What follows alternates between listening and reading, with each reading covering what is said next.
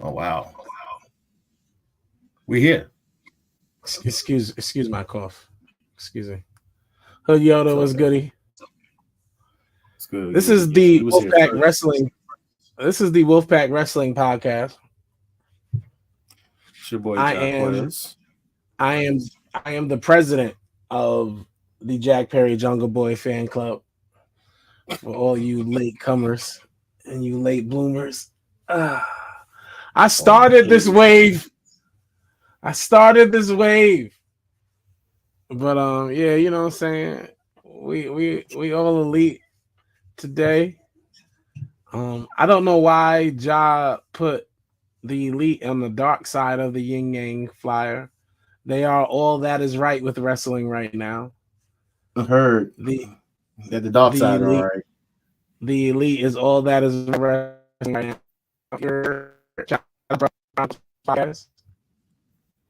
It was good. It was good. Rough Chronicles podcast. Appreciate you tuning in. Definitely. Yeah, man. We got a lot to talk about today. Definitely. Yeah, no. For 8 months, as my boy Jack Perry would tell y'all, I told y'all to free Jack Perry for 8 months. For 8 months, y'all didn't care. And right now, y'all should be lucky I love the Lord, because I'd be throwing up fingers with Jack Perry, all in the camera, and all you haters, and all you for 8 months. For 8 months. But why would you? That's the one gangbang. This is when you know it's free Jack Perry. You know Spirit Dan. So I'm over here trying to tell them. They don't understand. They haven't been here with me every week. We've been over here on the free Jack Perry train. You know, y'all only y'all who be here understand. And yeah, I'm taking this moment. I'm taking this moment. I'm gonna take every moment. Y'all want to talk about black champions. I want to talk about Jungle Boy Jack Perry. Wow. The scapegoat, Mr. Cry Me a River, with the best look away in wrestling. That man looks at the camera so creepily. Who taught him that? Where did he? He is his daddy's son. Talk about it. I mean, he is his daddy's son. Talk about it. His daddy's son. But for those who don't know, I definitely sound different because you know, you'll see. I'm different now. I'm a different man. You never sound bad, just so you know. So it's kind of make sure that I don't. See, I can whisper now, like how I want to. I mean, you're still bad at it, but you have a microphone that picks it up. Thank you, Enforcer. You know what? We haven't reached our number yet, so don't mind if I do. So first of all, shout out to Dan for being with us tonight. He's going to be our guest host on next week. We have a guest host tonight who should be joining us. Yeah, who should be joining us shortly. And at the end of the beginning of every day, when everybody was talking about CM Punk, I let it be known that Jack Perry was the man. And we have a lot to talk about. We're going to talk about that video again. We're going to bring that up. We're going to bring up that video.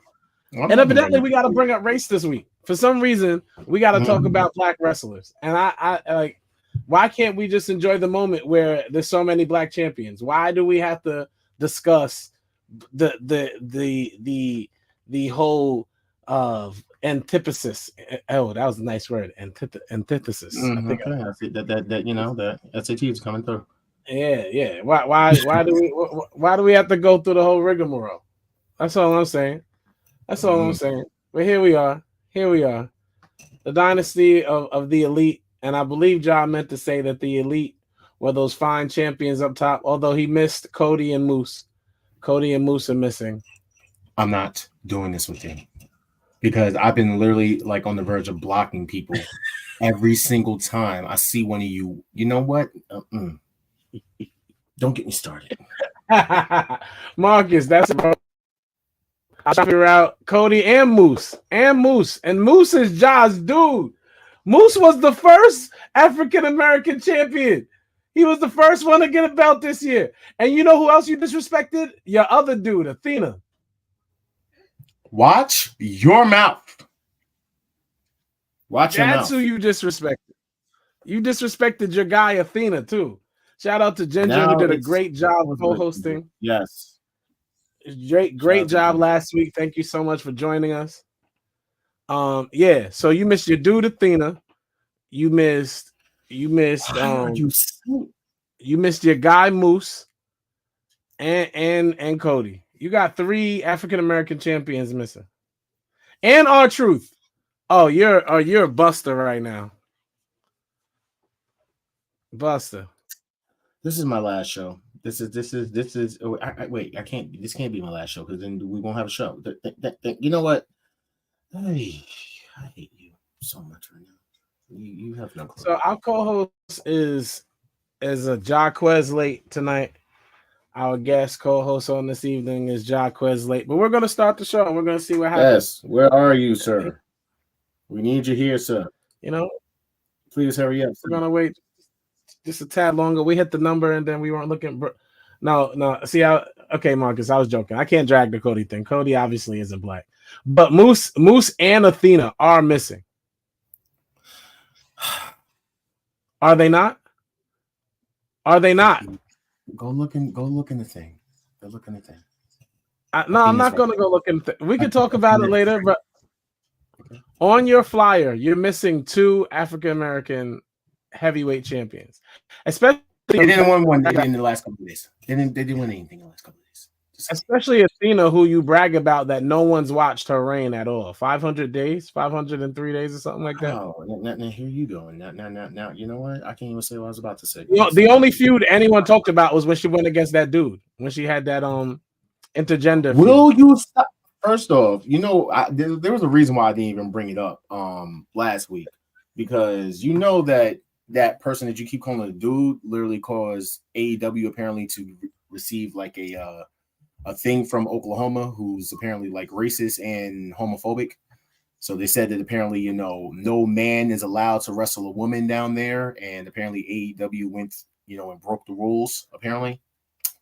So, AEW broke the rules.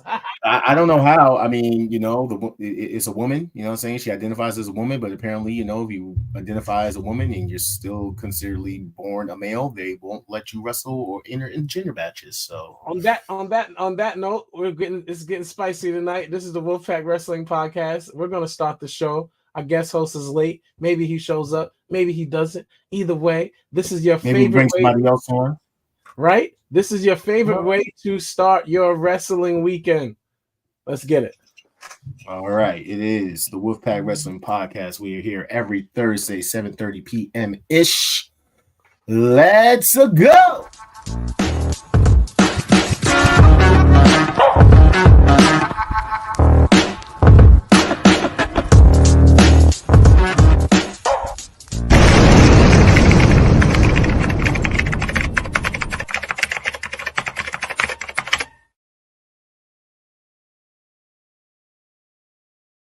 The following program is rated TV MAL. It contains strong language and is intended only for mature audiences.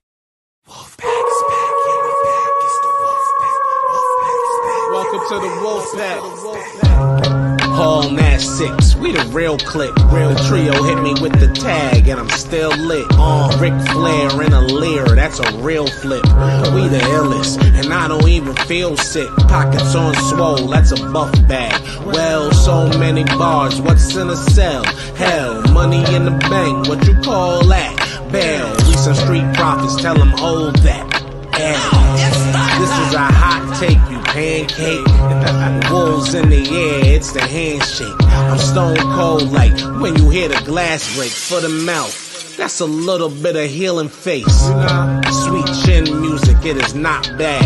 I'm about to hit job with the hot tag. Ask Kent, keep him with the star where the wolves at. 7:30 every Thursday, it's the Wolf. Here's a hot take, the opposition's dead, man. No pop, burning down the industry in darkness where the curb stomps. Some sharp shooters in your house, we the hitman. Let's treat whoever was no shade kid, you's a big fan. Name another better, doesn't matter, we don't rock with hate. Strictly for the culture and our nation, cause we dominate. Wanna brawl, we all in, and don't care who we gotta face. Toss them off a balcony like New Jack and give a smiley face. Little extreme, before my ooses, we on go time. Pushes over the end, somebody yowing, that's a bloodline. Unapologetic, totally non-stop, we cross lines. Got Thursdays in a death lock, somebody tell them it's showtime. Real honor in this pack, we the foundation. Final countdown, yeah, we got the crowd waiting. Every Thursday 7:30-ish, and the show is stacked. Go and run and tell a friend we back. It's the Wolfpack.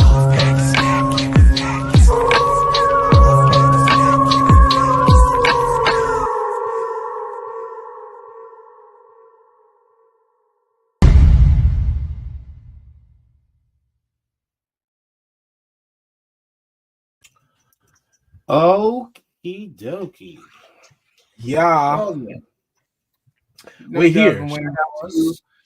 Shout out to those of you who are watching the NFL draft and us at the same time. Shout out to those of you who are just watching us. You know what I'm saying? Because we got to talk about the draft anyway.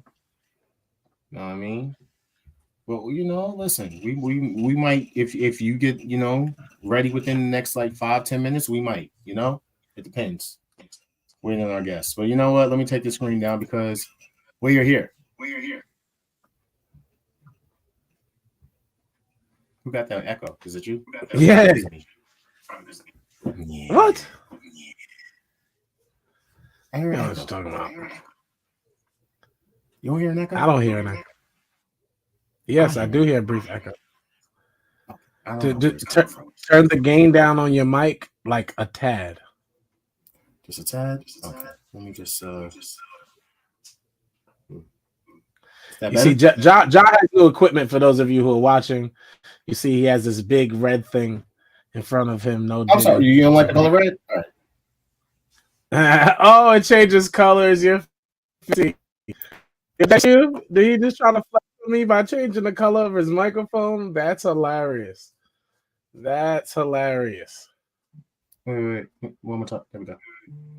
No, it's green. Ginger You can't said see her it. wig. No, not now. You see through it. You can't do green. Ginger said her wig is off and it's staying off. This is the Wolfpack Wrestling Podcast. We are your favorite way to begin your wrestling weekend. We have all the talks. All the talks is going down You know what I'm tonight. saying? All Get the music going. You know what I mean? We are here every Thursday, 7:30 p.m. ish. You guys can tune in, you know, through Facebook, YouTube, Tune in Instagram, first hour, Twitch, you know, at WhoIsQuez, WHOISQU3Z. Yeah. Say tune in again, because you ain't say it. He said you said Tune in. turn in like you're connected. Wow. Okay. Tune in. Can you? Is that better? Tune in. Hello. Tune in. Much By the better. way, we're you say still hello. live. Like, yeah, I forgot to put us live on Instagram, but now we are live. You know what I'm saying? Dealing with what's good, Grammy? Listen, everybody hit the like button. We ask y'all every week. We get all these views, and thank you. Like, we get hundreds of views. Like, thank you. Sometimes we be cracking a G. Like, y'all be doing y'all good things, especially on Facebook. We love y'all. But on Facebook, there is a button where you can press like. We just hit the like or the love or give us a hug. Like. Hit the hug one. I like the hug one. I I'm like saying the that means hug. that you love us. We appreciate it. I see y'all doing it. Thank you. That means a lot. You know what I'm saying? Appreciate everybody that's tuning in, man. Y'all That are the means a greatest. lot. Y'all are the greatest fans. So you know what time it is. Time to play some games real quick. And I don't even got a lot. You know what I'm saying? I kind of wish our guest was here, but you know, I don't know where he is. You say that every week. What? I do. That you don't have a lot of games. Let's see. I don't have a lot of games. I swear Who to says, you. is this show under over an hour and a half? What do y'all say? Over under. Wow, that's crazy. It won't be an hour and a half, but you know, let's get to it. What's a unpopular wrestling opinion that will have you like this? Charlotte Flair is overrated. Yeah, exactly, because it's a lie. It's not a lie. I'm standing my ground. Charlotte Flair is overrated. No, there's no ground to stand. That's why there would be guns pointed at you. Because there's no ground. Charlotte Flair. Ooh, you know what opinion would have me like that? Swerve Strickland ain't for the culture.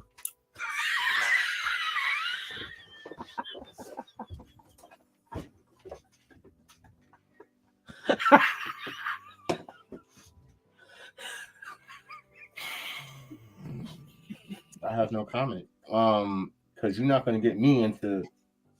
You're not going to get me. Nope. Not today. Nope. Not at all. Nope. I refuse. Nope. Nah. Nope. Sorry.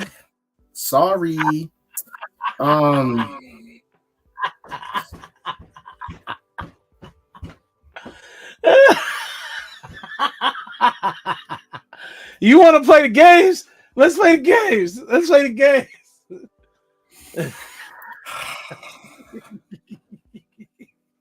What was your answer again?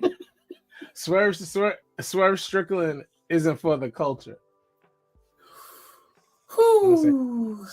Swerve Strickland gave back his black card during BWI last year. Swerve Strickland. If this was a Dave Chappelle sketch, Swerve Strickland would have been traded to I don't know. Somebody's delegation. The Filipino delegation. I feel like me and Yim and them are Swerve's people. You know what? That's the show. We'll see you guys next week. Cause you know. Wait, where you going? I'm not doing this with you tonight. I'm not doing this with you. I refuse. You're not. I'm not doing this with you. I refuse to do this. Nah, bro. Nah. You know what? Because you know what you're doing. You know what you're doing, and I'm not in it. All right. I'm not doing anything. See you next week, Jen. I'm out of here. See you next week. Same time, same place. Maybe same channel. I don't know yet. You know, but, listen. Y'all see who Jack Perry is? The biggest heel in the game. You know, y'all know that's where this came from. Stop it. But why are you like this?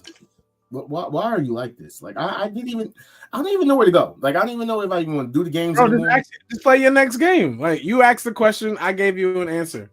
What's the comment saying? Is anybody even answering after your first? No, everyone's reacting. They're not necessarily saying anything.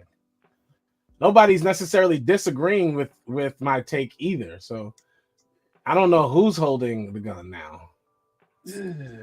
They did free Jack Perry, Ginger. We're gonna get there. I talked about it all pre-show. Okay, so yeah, next game. I was just tagging people. You know what I'm saying? We're gonna move on because next game. Listen, if you guys are watching this, like I said, make sure you guys share. Make sure you guys, give us a like.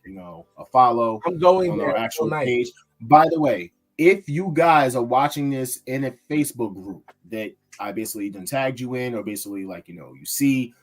We're not going to see your comments because you're basically commenting in the actual group.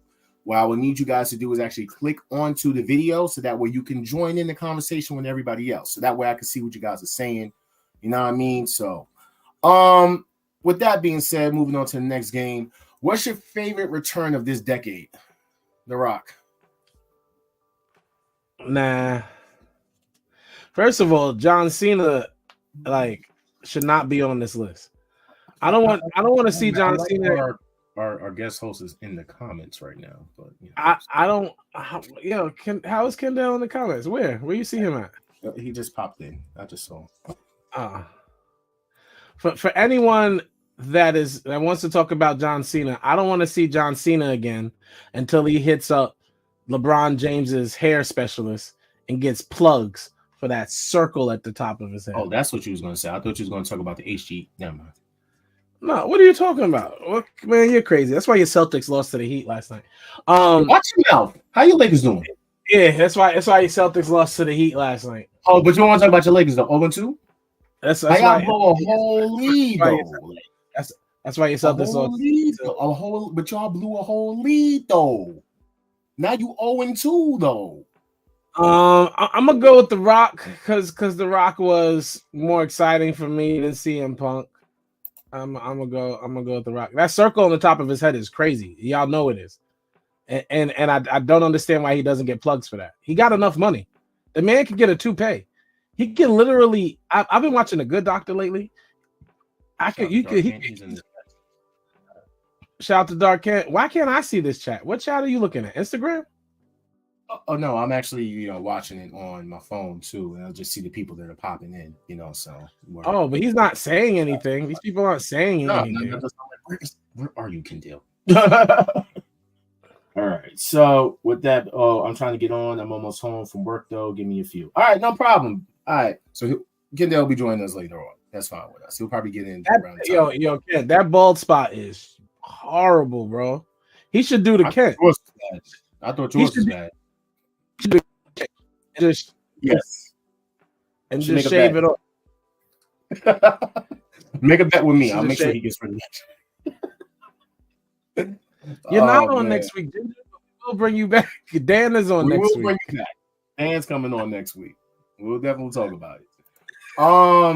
So this is more or less, I don't know what to consider this, like a hot take, pancake, or here we go. This one. Thoughts on the current TNA Knockouts division? Because someone said personally, this is the weakest it's been in a very, very long time. Hold on. Heel's comment from the first game was his opinion that would have triggers at him was that I guess WrestleMania 17 was not the GOAT of Mania.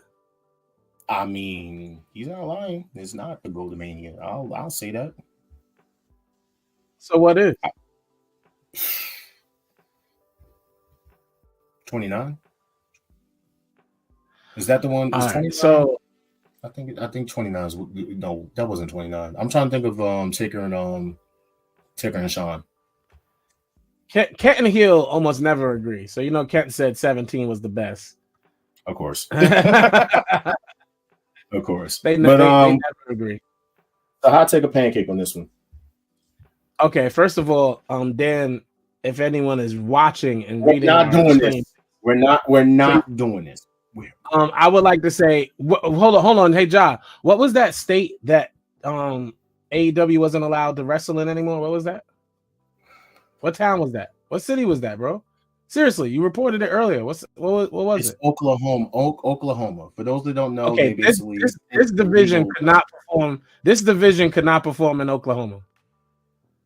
The TNA is not allowed. TNA Knockouts division is not allowed in Oklahoma. There's only one transgender person on their roster, and that's Giselle Shaw. The TNA Knockouts are not allowed. Listen, this guy Jordan Grace is he like the longest reigning champion now of all time? Would you stop saying that? Okay, look, Jordan Grace is not a man. Stop it, okay? Your takes is getting kind of crazy. All right, you keep calling this woman a man. You keep calling Nyla Rose a man. You keep sitting up there saying that bisexual Undertaker Damian Priest don't go both ways. I haven't called any of them. I've used pronoun. I haven't called anyone a man. If he look like a man, it's Mad TV. If he look like a man, you ever seen Mad TV? I don't know what you want me to say. This division has grown weak. This division is like right on par with Ring of Honor's division, which is all the C-level women that AEW doesn't want to put on TV, so they feed them to Athena. All of these people would be fed to Athena in Ring of Honor.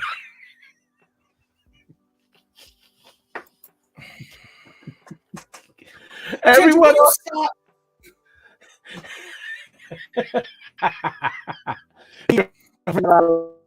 Listen, this whole roster would be fed to Athena.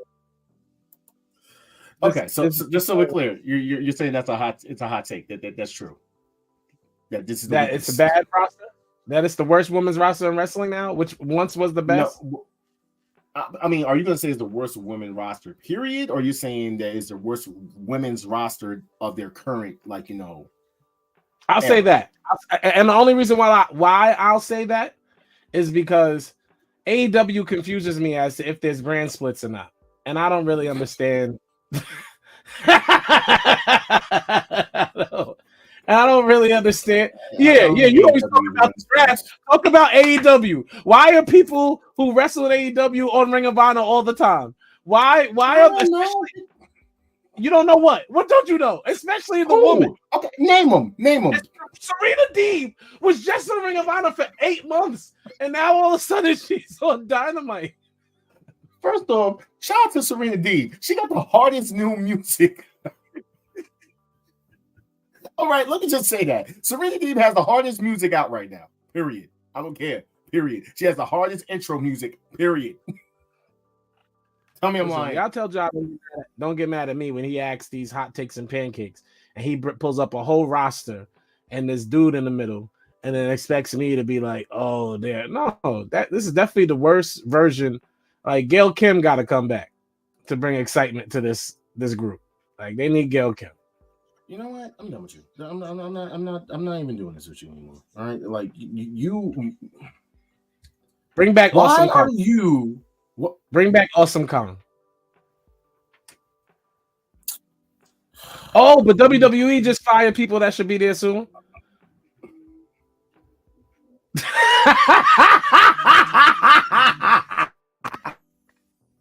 WWE just fired people that should be there soon. Yo, holla at TNA.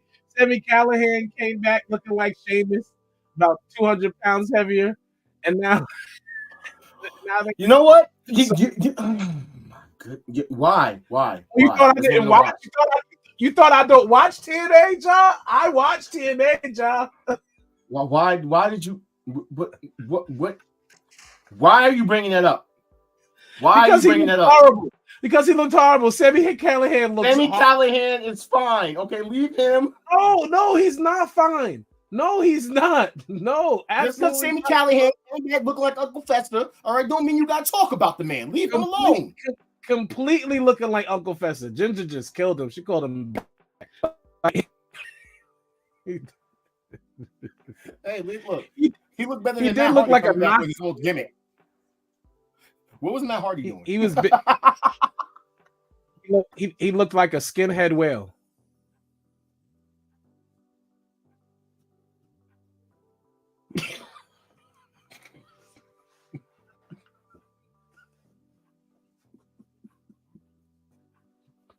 I'm clipping that. Why? A skinhead whale? So, all right, we're gonna get canceled. We might as well go all the way. All right, so this is another hot take a pancake in a way because Goldberg's. I don't even know how to. All right, Goldberg says AEW is too cheesy and there's no chance he would join the company. He says, I've talked to Tony Khan a number of times throughout the past. This is where you're going to get the most blunt answer from me. The product is too cheesy. It doesn't deserve to have whether now you're really going to get me going. Hold on. All right. He says, but if there was a comparable, viable option as a competitor that would allow me to still look myself in the mirror after I was a member of their roster, yeah, then it would be a consideration, but not a chance. So basically, he was offered a contract. It probably wasn't too much of what he wanted.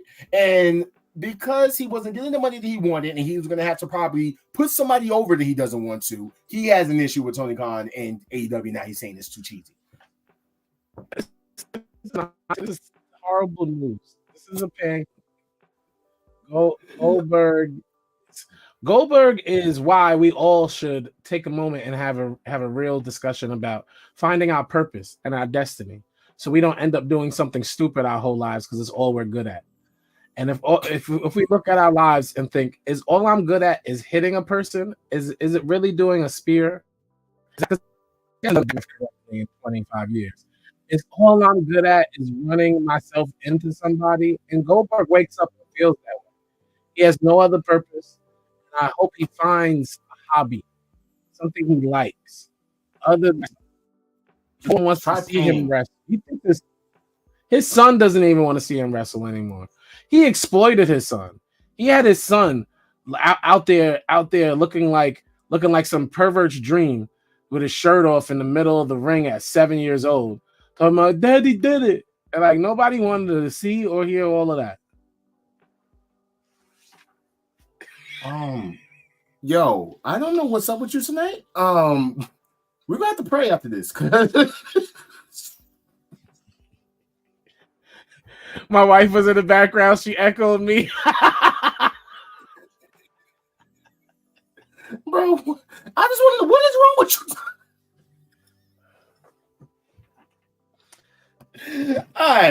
All right. So last hot take a pancake, not even more of a hot take a pancake. We're gonna make a vote on this one. As we all know that we're gonna talk about during SmackDowns when we talk about the weekly highlights. But we know that SmackDown now has new tag titles, which is the WWE Tag Team Championship. So I gotta ask the fans, which titles look better? The World Tag Team Championships or the WWE Tag Team Championships? You know the answer. The WWE Tag Team Championships are fire. Those right there give me that classic feel. Like I want this. Me and Davina will probably wear these belts to WrestleMania next year. Like that's how much I like these. Yeah, these are, bro. These literally look like the big gold tag team belts of the old day, and I love it. I love it. It's just something about these that just I don't like it. I like it way better than what it used to look like. I can tell you that right now. Yeah, but it don't Both have that. Of these are way better than what it used to look like. It don't have that je ne sais quoi. You know what I'm saying? I see a lot of people in the comments are saying WWE tag titles too. You know what I'm saying? That's what I gotta go with. Like 90s belts. Yeah, I mean, I listen. I would if I had a chance to get in some titles, give me and my girl those titles. You know what I'm saying? You and sis can get these, and then we'll have a mixed tag match. Just not in Oklahoma. Yeah.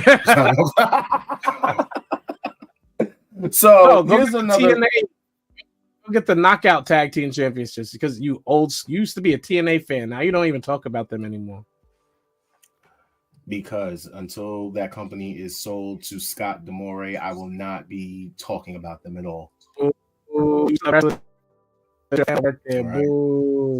I'm turning my back. All right.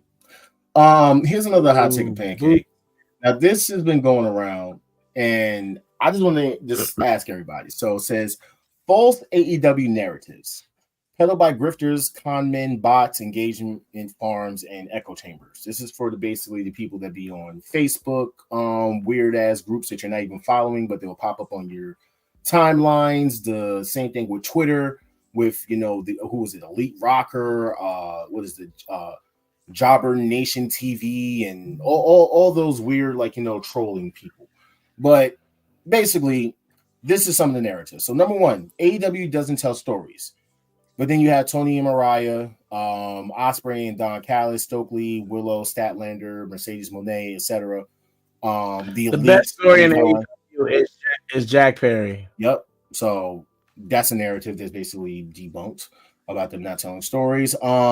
Two, AEW is a dying company. 2 hours to 5 hours of TV, 4 pay-per-views, and not to 9 pay-per-views. Revolution 2024 had 180,000 buys. Number 3 all time for the company in year 5 of existence. I'm bringing up these troll points. Yeah.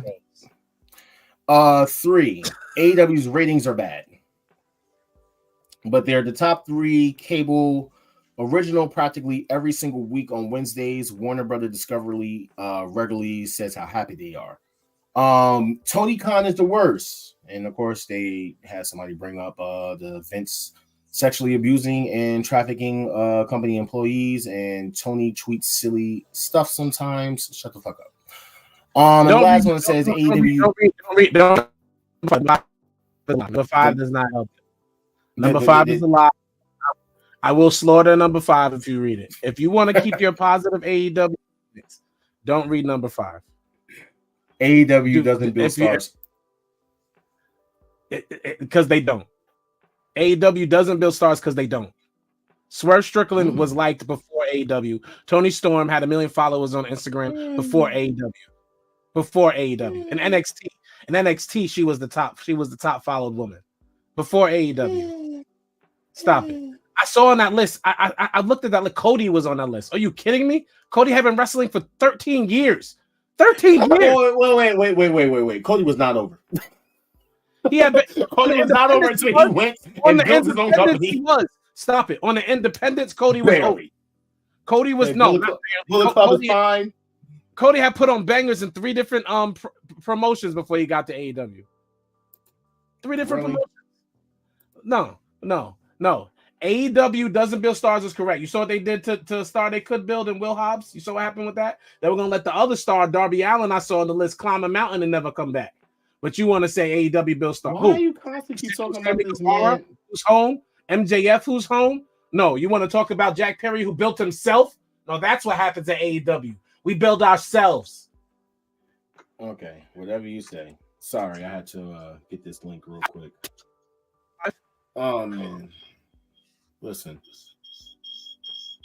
What the heck? Thank you. Cody was the indie king before Cardona. But you know.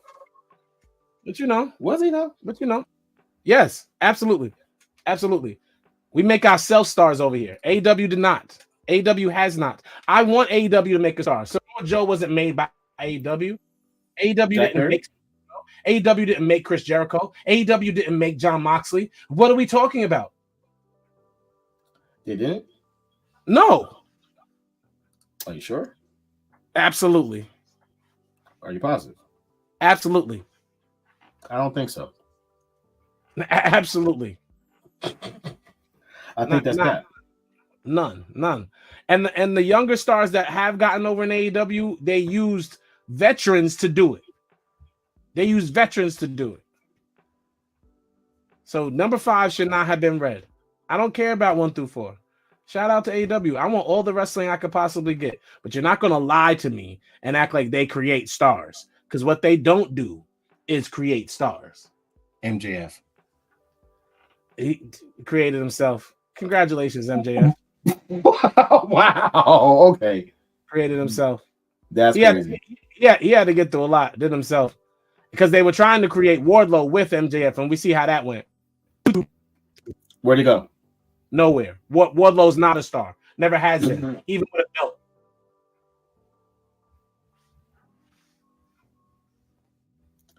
All right. It's saying that he's now allowing him on. I'm trying to send it to his phone. See if that may work. All right. So you're saying that's a pancake? No, number 5 is a pancake. 1 through 4 is a hot take. That's all correct. Shout out to AEW for being successful. And yes, and all that. I don't know who would say those crazy things. That's crazy. But the crazy thing AEW would say is that they make stars. That would be literally asinine. Well, listen. It basically comes down to what's your definition of a star. No, it's create. It's the word create. AEW has not created any stars. None. Are you positive? They're trying to create Hook, and now they're burying him. That's a star that they could have made, and now they're not making because they have the learning tree over here stunting the growth. We're not going to talk about the learning tree. How ironic is the learning tree stunting the growth of wrestlers? What wrestler?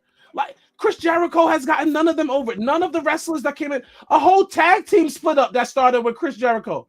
He could together. He's a horrible locker room leader. He do not talk to me about John Cena and people who don't let people get over when Chris Jericho's over here burying young talent on the daily. All right, so our guest has finally arrived, fashionably late. Everybody, shout out to our boy K Star. He's gonna have to unmute himself. There you go. What's good, everybody? How you been? Man, working, chilling, enjoying life. Glad to finally be on. Yeah, bro, we so glad to finally have you. You know I called you Kendale for a year. Yeah. I had no way of correcting that, so I appreciate you, Josh, for correcting one. I tried my best, bro. I tried my best. Don't worry, it happens all the time with my name. People butcher it. It's crazy. Man. So listen, we actually didn't get to ask Ginger this question last week, but normally when we have a guest on the show, we do tend to ask this question back in the day, so we're going to bring that back now. What made you a wrestling fan? You know what? I'm not even 100% sure how or why I got into wrestling. I want to say it's because my older brothers were already watching it, and we used since I was the youngest brother, they would try and practice moves on me and stuff, and I just thought it was so cool to kind of see where they got it from. And then I think it was Shawn Michaels. I can't remember who he was fighting, but I'm watching this guy in the ring, and I'm just like, "Yo, that's so cool! What is going on here?" Then he super kicked somebody, and I thought that was the greatest thing ever. Whoever it was, they sold it really, really well, and I'm like, "Yo, he just kicked that guy in the face. His head would fly." Sold it for me after that. It's been like a love fest ever since. Oh man, thank you for bringing that up, K-Star. Because actually, do you have? Because you grab everything out of these groups. Do you have that one that was floating around that had the generational faces of WWE? Because I have a problem. Because there was something floating around that had Hulk Hogan. Yeah, it had Hulk Hogan on it, and then I know what you're talking about. And then it skipped to The Rock and Stone Cold and Roman. How dare we disrespect Shawn and Brett like that? And also Hulk wasn't by himself. The Ultimate Warrior and Macho Man were just as big as influences in those times. High key, always loved Macho Man more than Hulk Hogan. Always. Me too. Always. Me too. Yeah, I think always. And it wasn't even close. How was the dude that's going, "Ooh yeah, snap into a Slim Jim"? Not a face too. It was the biggest promotion of our childhood. Literally the biggest promotion ever. That company is still alive because of that. That's true too. All right, so I'm gonna get into some stuff real quick. So without further ado, it's so funny that you mentioned that you want to go to WrestleMania next year, because we're gonna have to talk about it, because there's been some rumors flying around that apparently WWE is considering moving WrestleMania from April to May. They can't do Mother's like that. They can't do Mother's Day like that. You know how many moms are going to be mad? My mother's mad right now that I'm about to have this conversation. I'm not going to lie, though. I'd be okay with that. I'm not bringing my mother to WrestleMania. You're definitely going. You're like, I'm definitely going. They can have it on the weekend either. No, it can't be following. But it can't be before. I don't know. They'll figure it out. They're wild. They don't care about mothers. That's what I'm gonna start. WWE don't care about moms. You thought they didn't care about kids. They don't care about moms. I thought you were gonna say they don't care about black people, but that's gonna be their next hashtag sign that they throw into the crowd. Exactly. WWE doesn't care about moms. Let it be known. I know they watch these shows. They act like now, forever.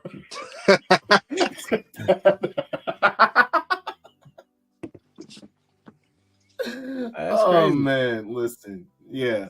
But on top of that, so it kind of was slit, and one of Undertaker's interviews, that he kind of revealed where WrestleMania might be taking place next year. But as far as if it being confirmed or not, we don't know. But the big rumor is that Mania could really be taking place in Vegas. Yikes. You know how much money they're making if they do that? Gold mine. Yikes.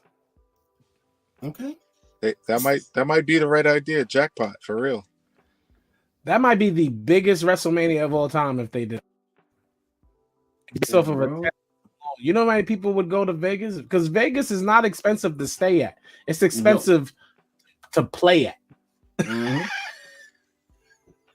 All right. Now, this is kind of like where everything is falling in line with, because when you think about talking about that, you can also get the revelation that they will be in Vegas for NXT Battlegrounds.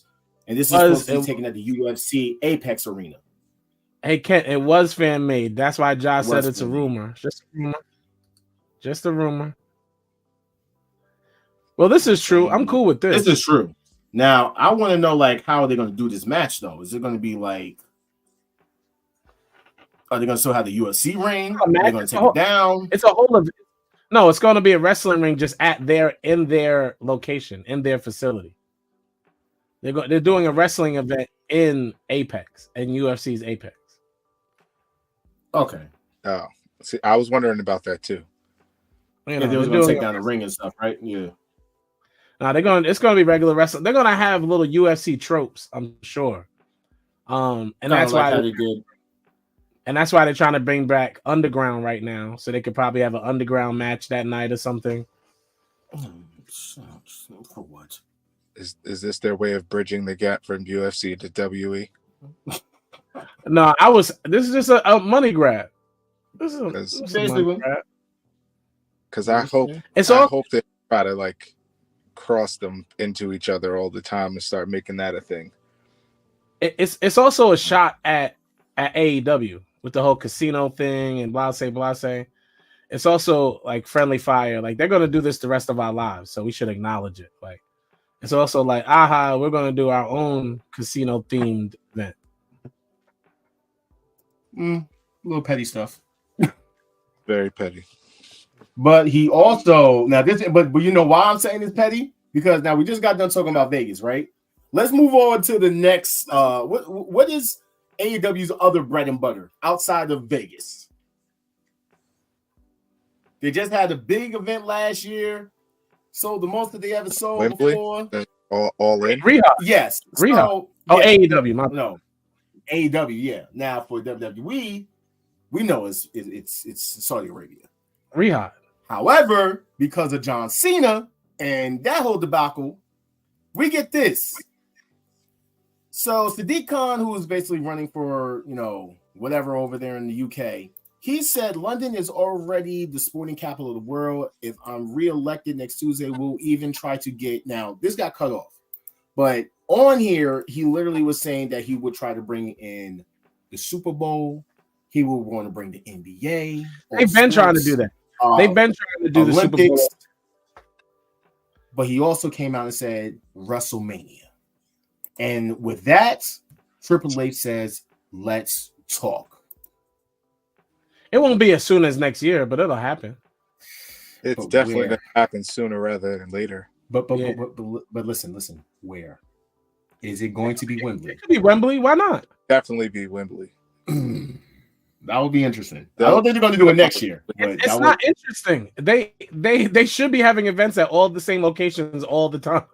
like I mean, they really should. Except for when AEW goes to Daily Place and only lets like 100 people in the stadium for some reason and then shoots a wrestling show. Listen, Daily Place, look, Daily Place need to work on that audio issues. We'll talk about that when we get to Dynamite. Okay, but they definitely need to work on that. By the way, another thing that WWE is doing different is that apparently wrestlers in WWE are now allowed to be called WWE wrestlers and don't have to say sports entertainer anymore. You're late. This was weeks ago. You're late. This was literally like a. And we got a guest, and you're just misrepresenting us right now. That's late. All right, you know what? Fine. I'll take it off. All right. How about this one? For those that didn't get the memo, no one got the memo. Grizzled young vets are going to be wrestling on Collision, and they have challenged the Acclaim. Question? Why? Yes, that's number one, Kendall. Why? Why? Number two is what part of them is young? They look like grizzled vets.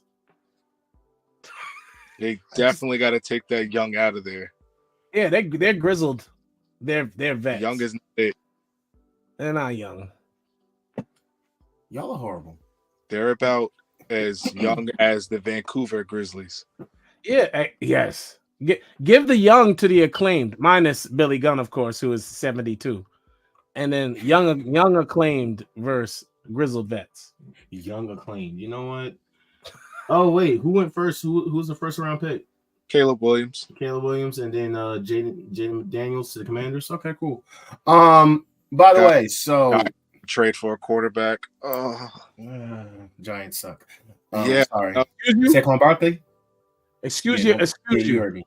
Yeah, that's why you lost. That's why you lost to Miami last night without Jimmy Butler. Without Jimmy. Well, who's 0-2? Don't worry about what's going on in the West Coast. Okay, don't get swept. Hey, don't the get swept. 2-0 on their way to 3. Worry about your team. Good job, Knicks. Hey, nice ass team. If the Knicks were healthy, they might beat Boston. They watch them out earlier this year. I bet. Thanks for coming on the show. We'll see you later. Bye. Don't talk about my Celtics. Listen, I think they should come out of the East. I don't know if they will. I just don't be trusting them no more. They will not. 14 games better than the second place team. I mean, you probably should walk. Come on, man. Five But they're games. not Celtics. They lost the good coaching last night. They're going to lose the good coaching every time. We hear that all the time. And who ends up in the finals? Or I mean, getting to the finals and losing is always fun. I'm sorry. Why are you talking for a team that representing for a team that hasn't been there? I mean, they have. The last time they've been there, there was still a dollar menu on McDonald's. No, that's before then. Before then, it's like 79. It's been quite a while, but gas was still 99 cents. Those are the days. You know what? It's so funny. That show was actually out around that time. They're right. Orange and Blue Skies. You caught that? Yeah. That show was out there at that time. Oh man. All right, so boom. As you like I was saying before they was on there. So here's the thing that was getting to some other news. Jimmy Uso was out of action due to an injury. That's fine. He wasn't for an undisclosed amount of time. I don't know where he's injured from. Maybe it's okay. He could chill in catering while they use Naomi for some horrible storyline, and hang out. He's fine. Yeah, I'm going to talk about that storyline because no, don't talk about because you're a Tiffany Stratton hater, and I don't get it. She's mid. She's not mid. She is the future. Mid. We always talk about young stars, and then we don't support the young stars. I was going to say I don't want to say that she's mid. I don't think she's ready to be in this role that they have her in. I wouldn't have thrown her there yet. She's gonna lose. How is that helping her? She did okay last week. Let's see what she does. Let's see what she does. In the ring, to me at least, in the ring, she's pretty decent. Her voice annoys the shit out of me, but thank you. All right. So just because her voice, she has to be mid. Stop. Yes. Stop. Her moonsault is made. Her moonsault is made. I went there. All right. I don't know, man. In the ring, she's better than Becky Lynch. Anybody's better than Becky Lynch. 100%. Jade's better than Becky Lynch. Well, apparently, Drew McIntyre suffered a badly hyperextended elbow at WrestleMania. I ain't gonna lie. I might not say Jade is better than Becky Lynch. Hey, okay. Not yet. Don't do that. Because you not like that. Not yet. I'm trying to be nice. She'll be there. Nice. I'm trying to be nice. I'm holding out hope that she will at least be better than Becky Lynch in the ring. Listen. The Becky slander will never cease because Becky is getting because nobody likes Becky. No. We are not haters of Becky. We are realists. I'm just a hater of Charlotte because she's trash. Realist. Yes, you are a hater when it comes to Charlotte. We are real overrated. She's not overrated. Overrated. Doing this, bro. And Swerve Strickland does not care about black people. You take that back, sir. What? How can you say that after he wore this whole Black Panther suit in a winter? You take that back, sir. Like, come on, man. And why did he do that? He's for the culture. Oh, that's what he was pandering. Little pandering. Isn't he supposed to be like an anti-face heel something? So he could pander to the crowd a little bit. So then technically he didn't come out there as Black Panther. He came out as Killmonger. That's what you're telling me. He was Killmonger. Okay, you know what? You're going to chill. Because you know what you're doing. You are going to chill until we get to the damn conversation. Dang, man. All right, so Drew's out. Oh, he's not out. He's still going through it. Whatever. I can't even talk. You know what? She knows. That's why I'm saying, like, you gonna get me. No. Don't talk for the next 10 minutes. It's like Tessa Blanchard has apparently been having talks with TNA about coming back. Yeah, why are you announcing this? They didn't even announce this. You know. Nobody cares about that anymore. To answer your question from earlier, TNA's women roster is so bad right now. They're trying to get the biggest racists in wrestling to come back to their company. Literally, the my question. Tells you all you need to know. It definitely says it all. Listen. Jordan Grace has a black wife. Yo, That's not crazy. That's not OD. That's not wild. You're just allowed to say that. that Wow. was all of those things. That you know what? Wow. Okay. Thanks. Jacob Fatu is no longer booked to appear on the draft episode of SmackDown. He's basically going to be appearing later on. I don't know when, but it doesn't matter when he pops up. Yeah. Just know that when he pops up, it's on and popping. Oh, I'm popping. It is the No, I'm it's popping. it is the only thing that I'm more excited for than Jack Perry story.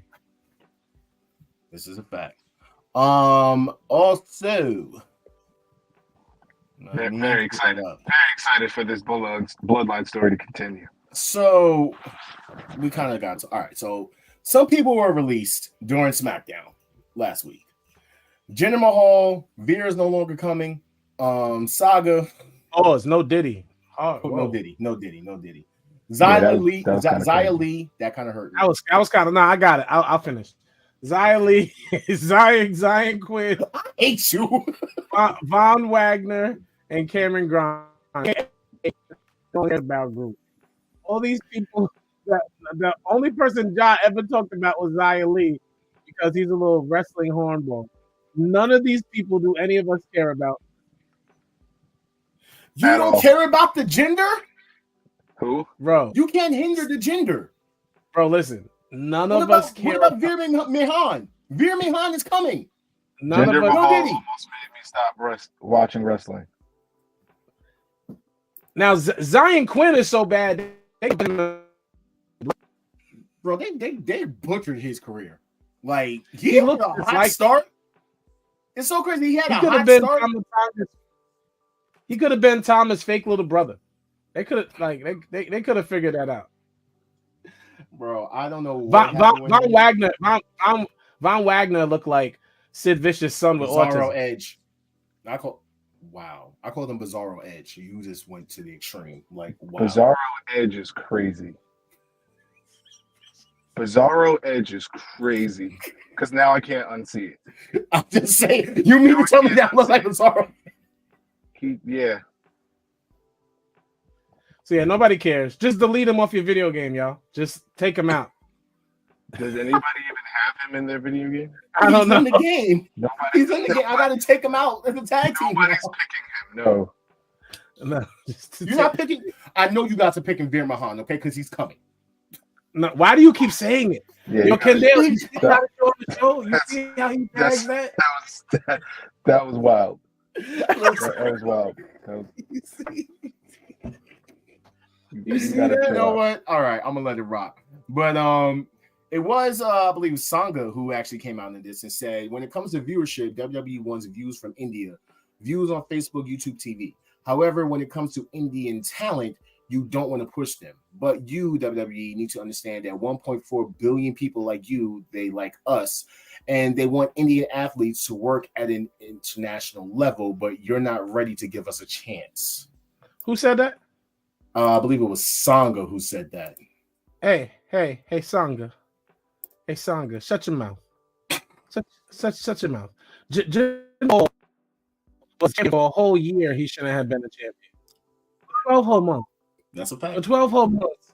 When they started that relationship with India, I had to watch Jinder Mahal be a champion and have horrible promo at the horrible promo and horrible match after horrible match with the second worst finisher I've ever seen in my life, next to Mercedes.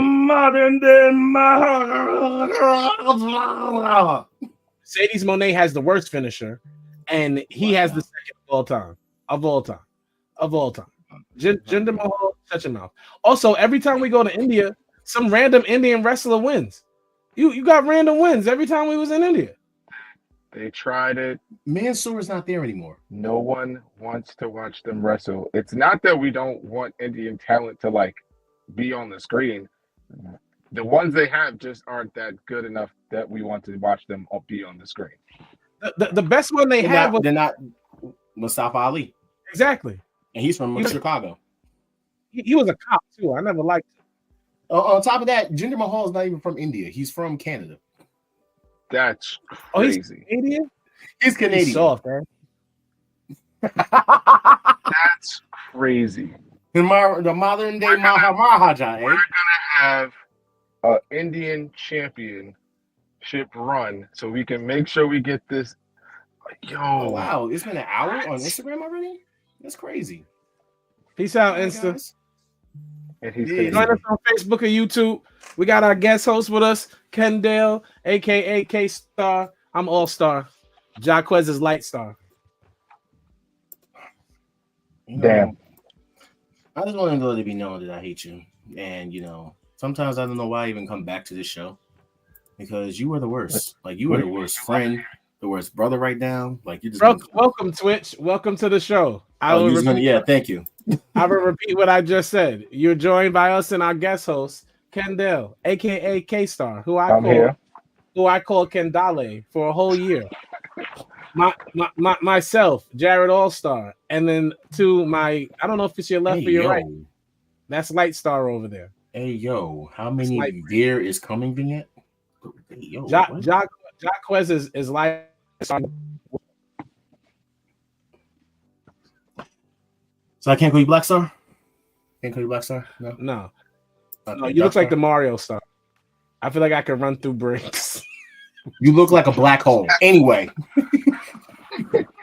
Now, what you just said was racist. You see why light skinned people I can't got a talk? dark hole. You see why you can't? That's crazy. That was quite the rebuttal, sir. Yeah. You see? That's why you just can't. now realize who he was? Oh, that's crazy. It's cool. Oh man. All right. So Cameron Grimes came out with this because he released a video. He was crying. You know what I'm saying? He was thanking the WWE for giving him a chance. Now, wow. Sad for him and all, but like, You're rude. who cares? No Cameron one states that after expressing concern of being cut to a high-level executive on Friday, he was losing his job. He was told that he would not be losing his job. He would never have to worry about losing his job. But then 5 days later, he was called to be notified that he was being released from the company. Whenever you hear, "Oh no, we're never gonna fire you," you definitely get fired soon. Start putting your resume out there for other people. I'm sure a lot of these people, since we're still talking about this, various places. That's why there's so many wrestling promotions. Mm-hmm. I'm sure the gender and then we'll go to that Indian wrestling. Oh, that's right. They don't have one. How are you complaining? And y'all don't even have your own indie wrestling promotion. Because they don't want to have their own. They just want to come and be on the big stage of the big stages. First That's off, I it. was a fan of Cameron Grimes when he was Trevor Lee back in Impact. That's as far as it goes. Once He he should came have to tried to go NXT, back to NXT and stayed at NXT. I was like, It's kind he of should have, because it was like, why bring him up if you had nothing to do with him? But you do that a lot. Bizarro Edge is gonna go to TNA. Cameron Grimes is gonna go to the moon. And You gotta stop. Everybody's gonna land somewhere. Well, I am going to say this. Now, I didn't put this up there because I just wanted to make this a topic to talk about real quick. So, the crazy thing is, I don't know if anybody's heard about it yet, but I've actually been sharing it a little bit as of today. The FTC basically voted and approved a bill. Are you ready for this? That will basically cease all non-compete agreements. Meaning, now, we don't know if this is going to go through just yet. People might try to fight this or whatever until like the end of the year, but this is looking like an actual thing. We're looking at a possibility of going back into the 90s, attitude era-esque, where if someone gets fired or let go, they can show up on television the next day somewhere else. No more 90-day non-compete clauses. Now, the only way that your non-compete agreement is going to stay intact is if you're a high-level executive. However, We're talking about 1099 workers here. We're talking about independent contractors here. So let's just be very clear. None of the wrestlers we just named matter when it comes to that news. I don't care. People can show up to our promotion. Xia Li, go to either Impact or AEW or take your Asian ass. Don't go to Impact because Big Papa Pump is just gonna bury you. You gotta stop. Don't go to Fine, either go to Stardom or go to AEW. You just become racist. She's Chinese, not Japanese. Doesn't matter. Okay, so name a Chinese promotion she can go to. I'll wait. Exactly, gender. Name an Indian. King of Ra or whatever it's called. Never mind. I don't even think they exist anymore. Gender's gonna come find you and coloss you. You better chill. He ain't gonna do nothing. What's he gonna do? I hindered it. It looks like a chiropractic. It looks like a move a chiropractor does. I feel like he's gonna align my spine. Right? A chiropractor does to crack your spine a little bit. Oh man. You feel that? You feel that? Yo, by the way, I'm not following this at all. I'm just going to tell you that apparently Ricochet is in the finals for this Speed Championship, and he's more likely going to go against Johnny Gargano or Bronson Reed because their match is next week.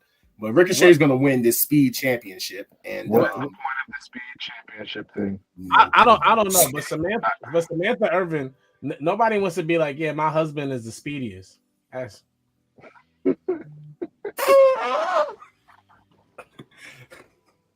Is this them remaking the 24/7 championship or something? I just don't get it. This one will be going far quicker than 24. You know what?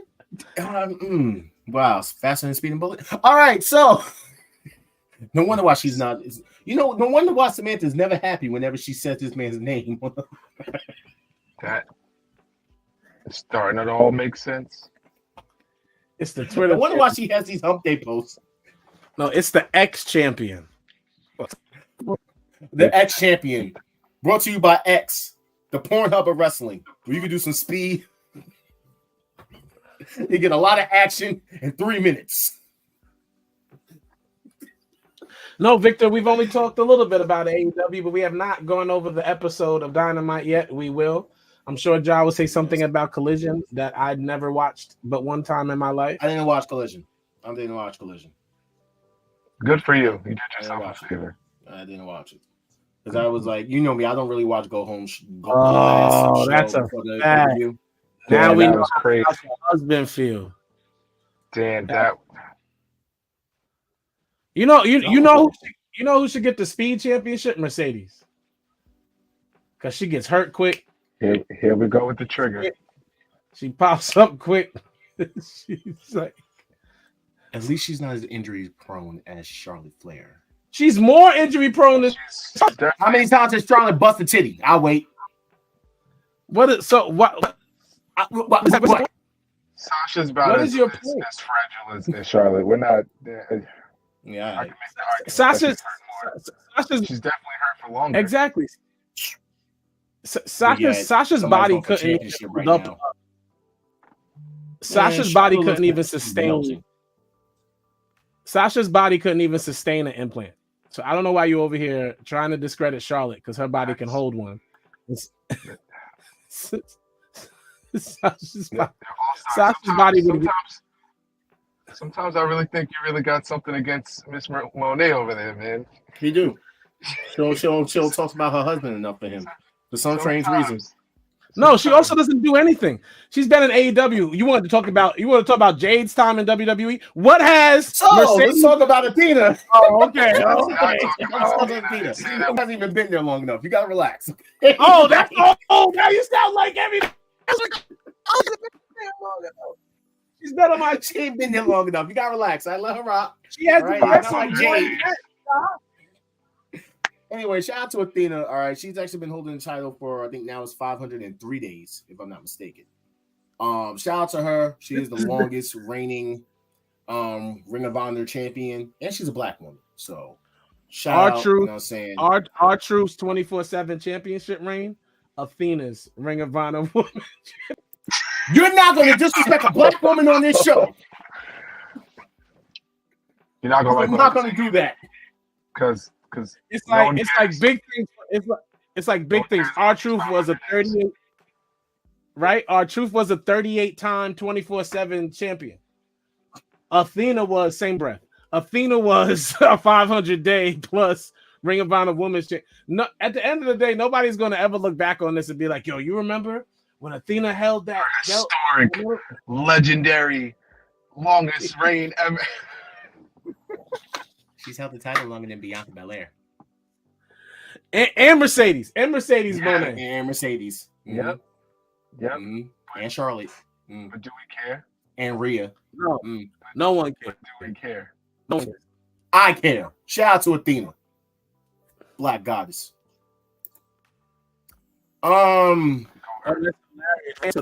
That's not supposed to be up there. I'm gonna put that up. I'm gonna put that when we get to Dynamite, because yeah. Let's just move on to some topics real quick. All right. So without further ado, you guys want to do the Dynasty review, or do you want to talk about the draft? Why are those the two options? When are we talking about this main topic? The draft starts tomorrow, doesn't it? The draft, yeah. So let's get into this draft. Dumbest thing ever. So the WWE draft. I hate that you make this a point. I want you to know. I hate that it you is talk a point, so much. and I don't care. I don't care how you feel about it, because it is a point. It is a point. It is all right, not. now they changed the rules. They changed the rules. Do you know It the rules? doesn't matter. It's all about the game and how you play it. No, John. Why don't you tell us the rules? All right, the new rules are as follows, because they released this for some strange reason that we have to have the rules for the draft. Okay, ready? You gotta know, because Michael Cole's gonna announce it to you too. You know what I mean? So boom. On SmackDown, there will be 4 rounds, 16 total picks. On Raw, there will be 6 rounds and 24 total picks. Champions on each brand are protected. That's new. Women's tag team champions are eligible. That's weird. SmackDown will pick first on Friday. Raw will pick first on Monday. Rosters lock Monday, May 6th. Okay? Now, this is the interesting part, not even just about that, because we've kind of been talking about this for the last 2 weeks. And I brought up the fact that now NXT is allowed to draft, which they've never been able to do before. Okay? Now, I'm already going to put a spoiler out there, but apparently there's already been talks that the Ty is expected to be drafted to NXT. Who cares? You're not saying anything interesting about this draft. You have not yet. No. Let Natalia walk off into the sunset. Just join her sister. Go have a seat. It's okay. It's time. Go have a seat. Join your sister on the OnlyFans. Stay in NXT. Stay in the Performance Center, helping them get ready. But we don't have to see her on TV anymore. That's a good question. So that's what I wanted to know. I guess that NXT will be drafting Monday. They're gonna draft off the air. Exactly. Like the NFL. And shout out to Karrion Kross, who gets to try to resurrect his career in NXT. Yeah. Well, we'll see. So boom. Friday. No, they absolutely need to send him back to wherever he came from. So Friday, this is their available draft. Now, with SmackDown having the number 1 pick, who do you think they're going to draft first? Oh, you're really going here. This is so crazy. It's Roman Reigns. We should know that we know they're going to take Roman Reigns. Now, this is the draft pool that they have for Friday, right? So they have to draft. Oh, Roman Reigns is out indefinitely, bro. So I don't think they are. I don't. Well, hey, so where's Odyssey Jones? Wasn't Odyssey Jones drafted last year to Raw? Where's he at? I'm gonna keep bringing that man. You're up. talking about nobodies. We just talked about Roman Reigns. Don't say Odyssey Jones in the same breath as Roman Reigns. That's crazy. So boom. The SmackDown picks Roman first. Who was Raw pick? No, SmackDown's not picking Roman first. Okay. Who do you think SmackDown's going to pick first? Solo. Right. What do you mean? No. Why are you making this face? I don't think so. I think they're going Roman's to pick about to Roman be first. out a while. They're not going to bring his name up. He's going to be like an uneligible name for the draft. He's in the list. They're not going to draft him. He's They're right going to next leave. to Sheamus. Bro, it doesn't matter. They put his face on everything. Like Charlotte face is still on everything. She's been hurt for 6 months. Solo. She'll be drafted to wherever, you know. Bailey couldn't even get on a WrestleMania flyer, and she, was headlining WrestleMania. Yeah. But hey, listen, the crazy thing about all of this in the rules is that the champions are basically staying. So no more of that title switch crap that we complained about. And I think this really comes from that whole situation with Becky and Charlotte at one time. But it was having that little spat fight or whatever. You complained about. I've never met a wrestling fan that cared this much about the draft. Nobody cares about the draft. Just if they're gonna do it and get it over with. I've never met anyone in wrestling. That now wrestling. until you get some matches that you're not even used to. Okay. Yeah, that's cool and all, but why didn't they make what's the craze with every other sport has a draft? We're gonna do one too. I mean, hey, listen. All I'm gonna say is let everybody go to whatever brand and make whatever. What if they want to make? they're not gonna do that? It doesn't even have to be a draft. It could be a lottery. That's my point. Who cares how they do it? Split the roster. That's what they're doing with the draft. Yeah, so more people get TV time. That's my point. The draft is pointless. But we've been saying that because we even said it last week that it depends on the certain situations. They will have people from Raw going to SmackDown. Maybe people can't come to the show. LA Knight is was he? He's on the Friday. LA Knight's going to Raw, right? Yeah, he's more likely. He's going to Raw, right? Who's going to NXT? Karrion Kross is going. Yeah, Karrion Kross is going to NXT. Natalia. I don't know. Natalia needs to go home. I don't. The rest of Alpha Academy, if Chad is going to ditch them. Shayna Baszler's going to NXT. Oh no. Poor Shayna. Zoe Stark should go next. Nah, I think Zoe Stark should try. They should try to give her another push. Not yet. I think they got to start trying to give her another push. But I like how do it with Shayna. So I like how Cedric and Adonis is up there. Yo, send Braun Strowman to NXT. I can't stand Braun Strowman. The OC is definitely getting drafted to NXT. You know what I noticed? Yeah. Omos is nowhere even on this list. And he was a free agent. So I'm assuming that, because stay a free agent that no one cares about. So the crazy thing is, you see, it says plus NXT superstars are eligible. So we don't know if that means everybody. Yeah, let's talk about that. Camelo's coming up. Braun's coming up. Ilya's coming up. Signed. Braun signed to SmackDown. No, it doesn't matter. That he's still draft eligible, bro. He's not. Well, I know he's draft eligible, but I'm saying he signed to SmackDown. So wherever he goes, you're not saying. Yeah, but are they going to take him back to NXT? Before he even really got on SmackDown, I don't see that. Baron Corbin would probably come back up. Shinsuke might go back down to NXT. It actually said that Baron Corbin is supposed to be getting drafted to main roster spot. I just said that. Yeah, that's what I was just letting you know. They already said that. Okay. So, I'm guessing what Kevin Owens comes back. Kevin Owens comes back to Raw. Yeah, Kevin Owens is a star wherever you put him. It doesn't matter. Chelsea Green back to NXT with Piper Niven. No, I actually think Green should have won the championship last week. No. Shouldn't as anyone but freaking the person that won. Oh my God, it's so disgusting. And I knew it was gonna happen as soon as the extra stuff started happening outside the ring. Yep. You knew it. All right, so we can now stop talking about the draft. We're gonna talk about the draft next week once it's all said and done. We're gonna book the draft. We're gonna book some matches. All right. Oh, by the way, the Knicks are up versus Philly right now. Yeah, I told you they're about to go up 3-0. I did not mention this to you before. You did. So let's just get through Dynasty.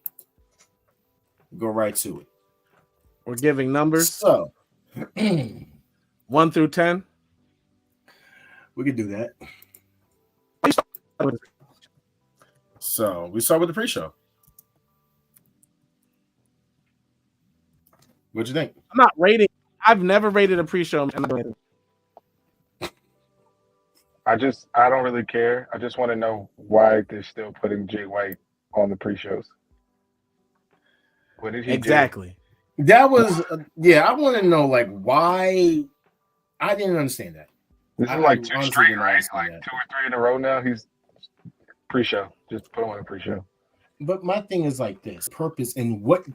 Okay, what match could have been moved from the main card and put on the pre-show? And No, basically no, the match. swapped out with No, Bullet Club? that's the problem. The match isn't main card worthy. It's not about that.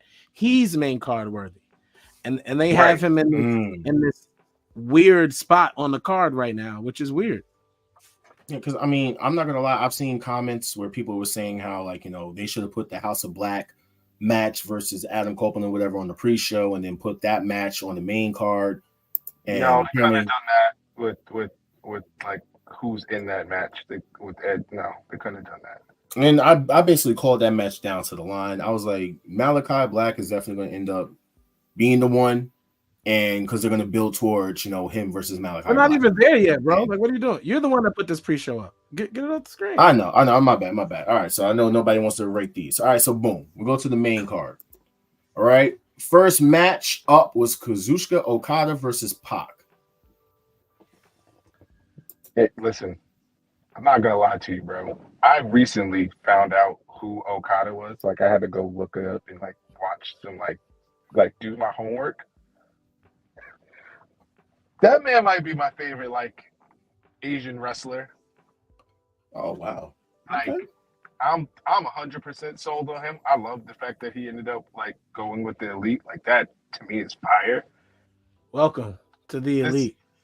This match was this was a pretty good match, man. Like a solid. For me, I'm saying solid like 8. I'm going with an 8 as well.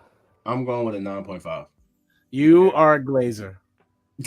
I super love Okada because F Eddie Kingston won.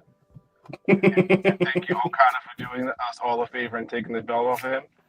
Yes, thank you. But the other thing in this match is I love Pac wrestling, man. That man in the ring is.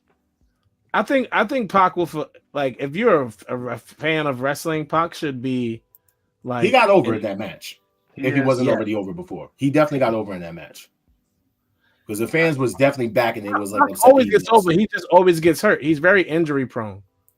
But that's the thing. It's either the injuries or the visa. So it's not always the injuries. It's also the visa problem. No, it was visa. No, it's most he gets hurt every time, bro. If he can stay in a ring, I'm watching it. More so for his one-on-one matches than tag team stuff, but like. Yeah, that match was a solid 8. You cannot give it a 9.5 because now you're trying to say that what matches were better than it that night, bro. There was you're gonna say that was so many matches. Like that was better than that. They had a couple of 10s.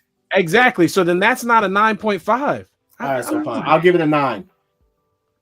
Go to the next match. 8.5. Is that fair to you guys? Since you guys give it an 8, I'll give it 8.5. You can give it whatever number you like. Just sometimes your numbers are wrong. That's crazy. Exactly. That's crazy. House of Black versus Adam Copeland, Eddie Kingston, and Mark Briscoe. That match was a 6.5. I was gonna say a 5.5, but that's just because I don't really care for anybody that's in the match. Wow, I'm gonna give it a 7. That match was pointless. It was pretty pointless. It was not pointless. It's basic. It's not pointless to me due to the fact that I've been following it and Collision and stuff. Basically, is leading towards what Adam Copeland technically wants. He wants a match with Malachi Black. Why? Malachi is on the list of people that he wants to face before he retires. I mean, if y'all want to give Chris Jericho go away heat, give Adam Copeland go away heat too. Hell no! Oh, no. He's boring. Edge is boring. Edge has done nothing exciting for me in AEW.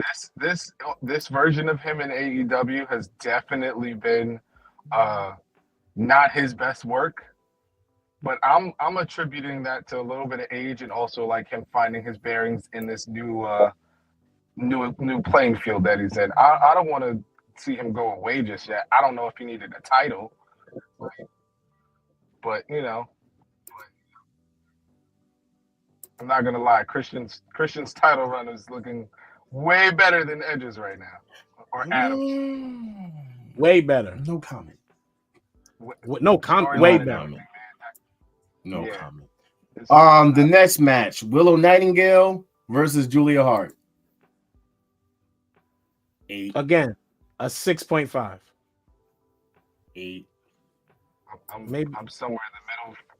I'm a 7. I thought it was a pretty good match.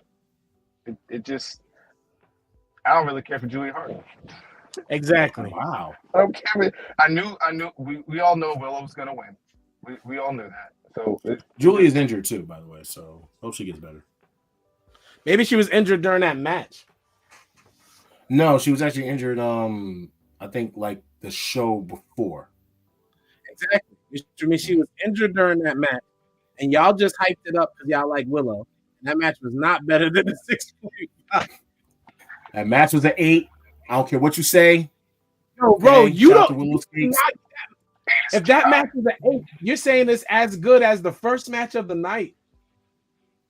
7.5. Get out of here. Next. you must really love Willow. I love real. Willow. All right. Now let's get for real now. Roderick Strong versus Kyle O'Reilly. Now that I'm giving a 9. Now I'm not changing my answer. We need to stop acting like he's special.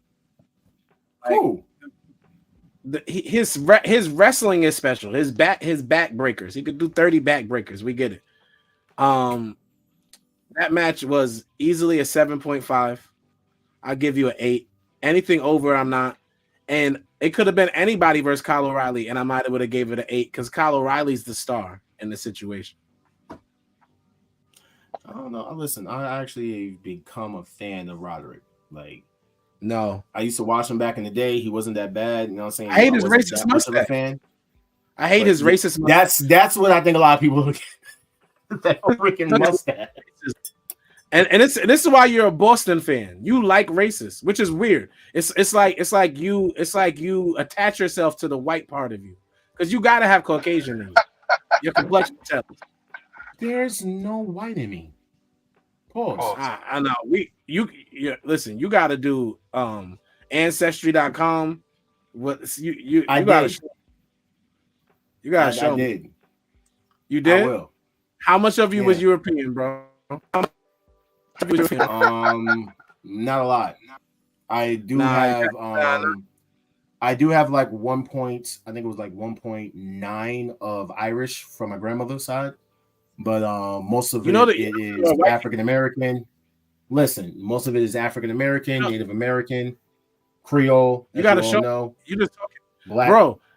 You do know that South Africa got white people. I know that. Okay. My people literally. My mother, that side of the family all originated from Alabama, but I know about my history. About my great great aunt coming over as a slave and everything.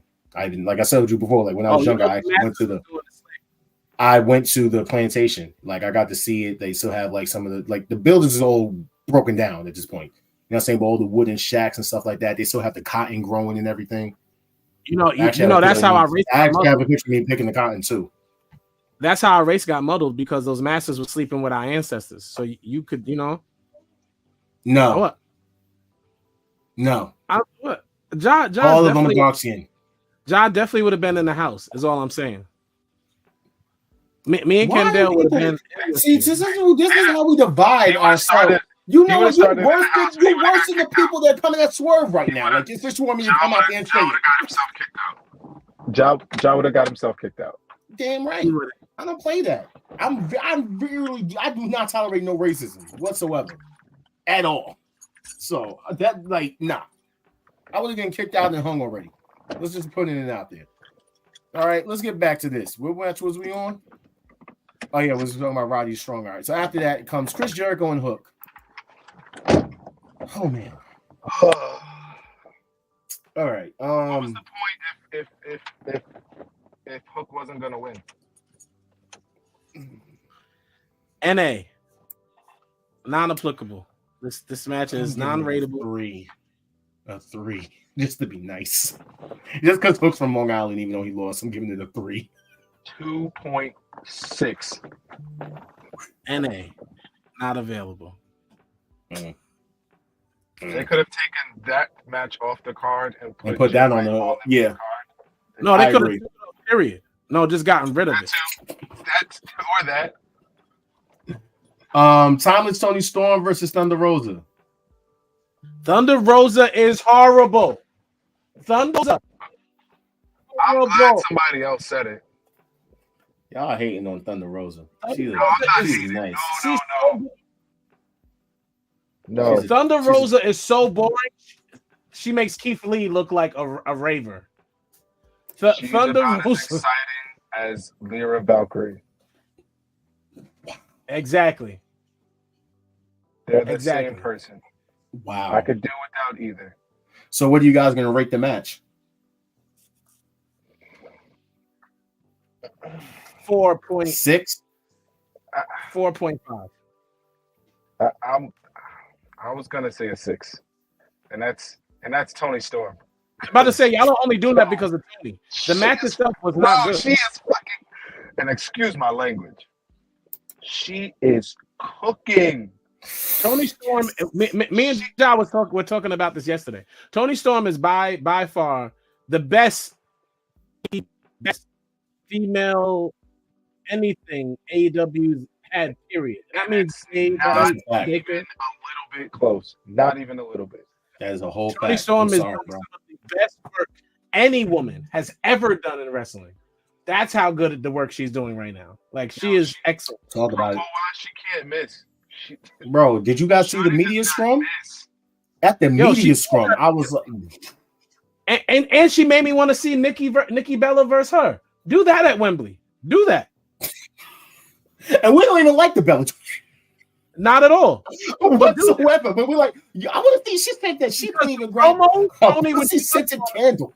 The promos Tony would give us on the Bellas would be crazy. Yo, man. I would pay to see that. Make it happen, Tony. Other Tony. After you recover from from those things that happened the other night. By the way, I didn't get to mention this when we talked about Willow, but let's just go through this. Willow's actually been the inaugural New Japan Strong Women's Champion, the first ever. For those who don't know what inaugural means, and she's black, so give her that. She's actually won the Owen Hart Foundation tournament, and now she's have her TBS title. So she's did this in less than a year. Can we be honest about this though? We all know that this is going to a dark place for her. That one day Willow will turn heel and she'll become some demented character, and that'll be the character people will want. Yeah, because she's a big fearsome girl. She's really too nice, and that's what's going to. You get what I'm saying? It kind of like the same thing that happened with Julia Hart. She was way too nice, and then people started liking her when she went to that dark side. Oh yeah, Willow's gonna be like a real Nyla Rose.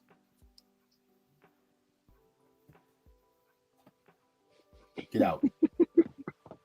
Get out. You're on timeout. For what? You're on timeout for 10 minutes. Why did you just say that? Why did I say what? It's gonna be a fearsome woman.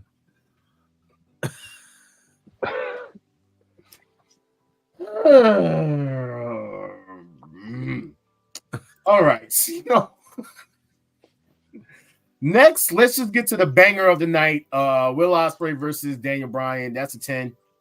Yeah, I was gonna say we don't even have to talk about it. Yeah, that's match of the year. That's a 10. That's a 10. There's no ands, it's, or buts about it. That was a 10. All right. You're not gonna get any. Now, I'm gonna say it now before we even get to NXT because job takes too long. NXT stole that spot. I went back and saw what they did. When Bryan Danielson and Will Ospreay lined up corner to corner to see who was going to hit their finisher first, Trick Williams and Ilya did the same thing that Tuesday. I hated it. I hated it. Don't copy shit. By the way, Tony Storm on my shirt. Yeah, that was clearly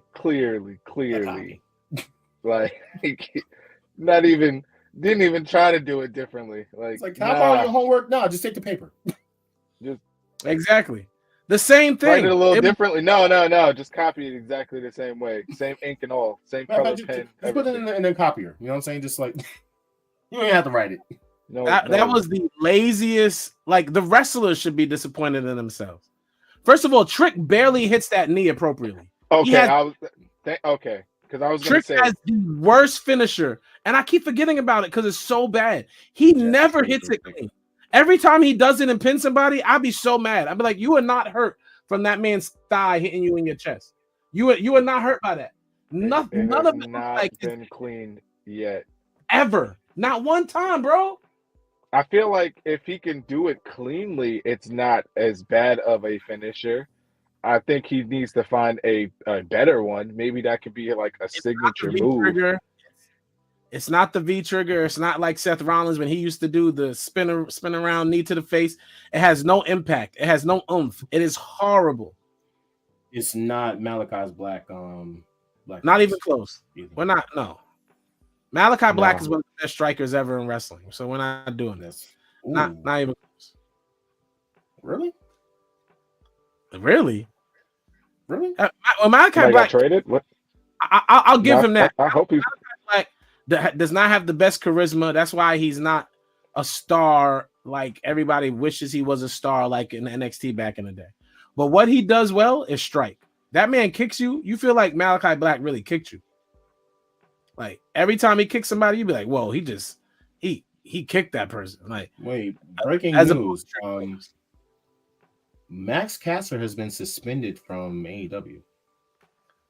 Okay. He doesn't have a belt or anything anymore. Like, what are we talking about? I'm assuming because of his freestyle on whatchamacallit, but yeah, it's very He'll be back. They're the young acclaimed. They're the actual young tag team. So now you just got to give the grizzled veteran somebody else to beat on Saturday. Listen, I don't even know if it's really. He says, you know what I'm saying? He's saying that he's suspended, but we don't know that. All right, I don't know what's going on. I see some stuff going on about TNA. Oh, Valhalla is expecting her second child with Eric, so that's why she's been off television. Can we get back to rating Dynasty? Yeah, let's get back to this because I'm sorry, I got so distracted because I know what you want to talk about. So I think, Will Ospreay and Daniel Bryan, I think we're all going to say a 10. Yeah, undebatable. Okay. The second to last match is Young Bucks versus FTR. And I've been saying for the past year. By the way, I didn't get to mention this because Bryan Danielson's injury was fake. For everyone that was worrying about that, it was fake. If you didn't know it was fake, you're a silly wrestling fan. But what you all thought was going to happen, what you all slept on for the past 8 months, what everybody laughed at me about, picked on me about. I had people like Kent and Ja acts like he's never done this because now he likes Perry. But there was a time when Ja would I take everything back. And I was being picked on. Kendall would pick on me too. Oh, Jack Perry's mid. Don't think hold on. At the time, this was before I felt like this was before all this incident with CM Punk happened. After that, oh no. I felt like everything you were saying that was going to happen was definitely about to happen because it kind of started feeling that way. Like, what's going on? The guy gets something happens to him, and then y'all gonna put him on the shelf and then send him to New Japan and. They got something going on when he comes back. There was no talks between them. I'm like, heard you. Kayfabe. Keep it alive. Thank you. The strongest pillar. The most talked about thing in wrestling this week. Jack Perry has Vince McMahon Tony Khan and turned him into a boss that gets beat up in the ring horribly and doesn't know how to sell. Tony Khan got punched in the stomach and laid like he got punched in the face, and then grabbed his. Why are you going past? No, like we're on Dynasty and he's because we all know that because that happened. That we watched it happen. We watched him put his hands up like he literally got punched in the face after being punched in the stomach. We saw it happen. And then grab his stomach. Thank you very much, Kendall. This is what we watched. So that was the worst. The worst. Jack Perry showed up, and y'all talk about his size all the time. Pushed Dax off of the ladder, and then the very 2 nights later, punched a man in the stomach, and he felt it in his face. Jack Perry is a goat. Jack Perry. So what are you rating the match? Okay, you Jack Glazer. A 12.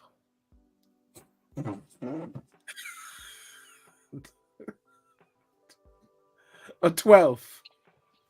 Yo, you know what? A 12 is crazy. What is your actual answer? A 12. 10. Like, that's what I'm giving it. Kendall, what would you rate it? He was giving it a 10 plus the 2 for Jack Perry. Thank you very much. There we go. Set the 3. You should have set the 3 for Jack Perry, so it should have been 13.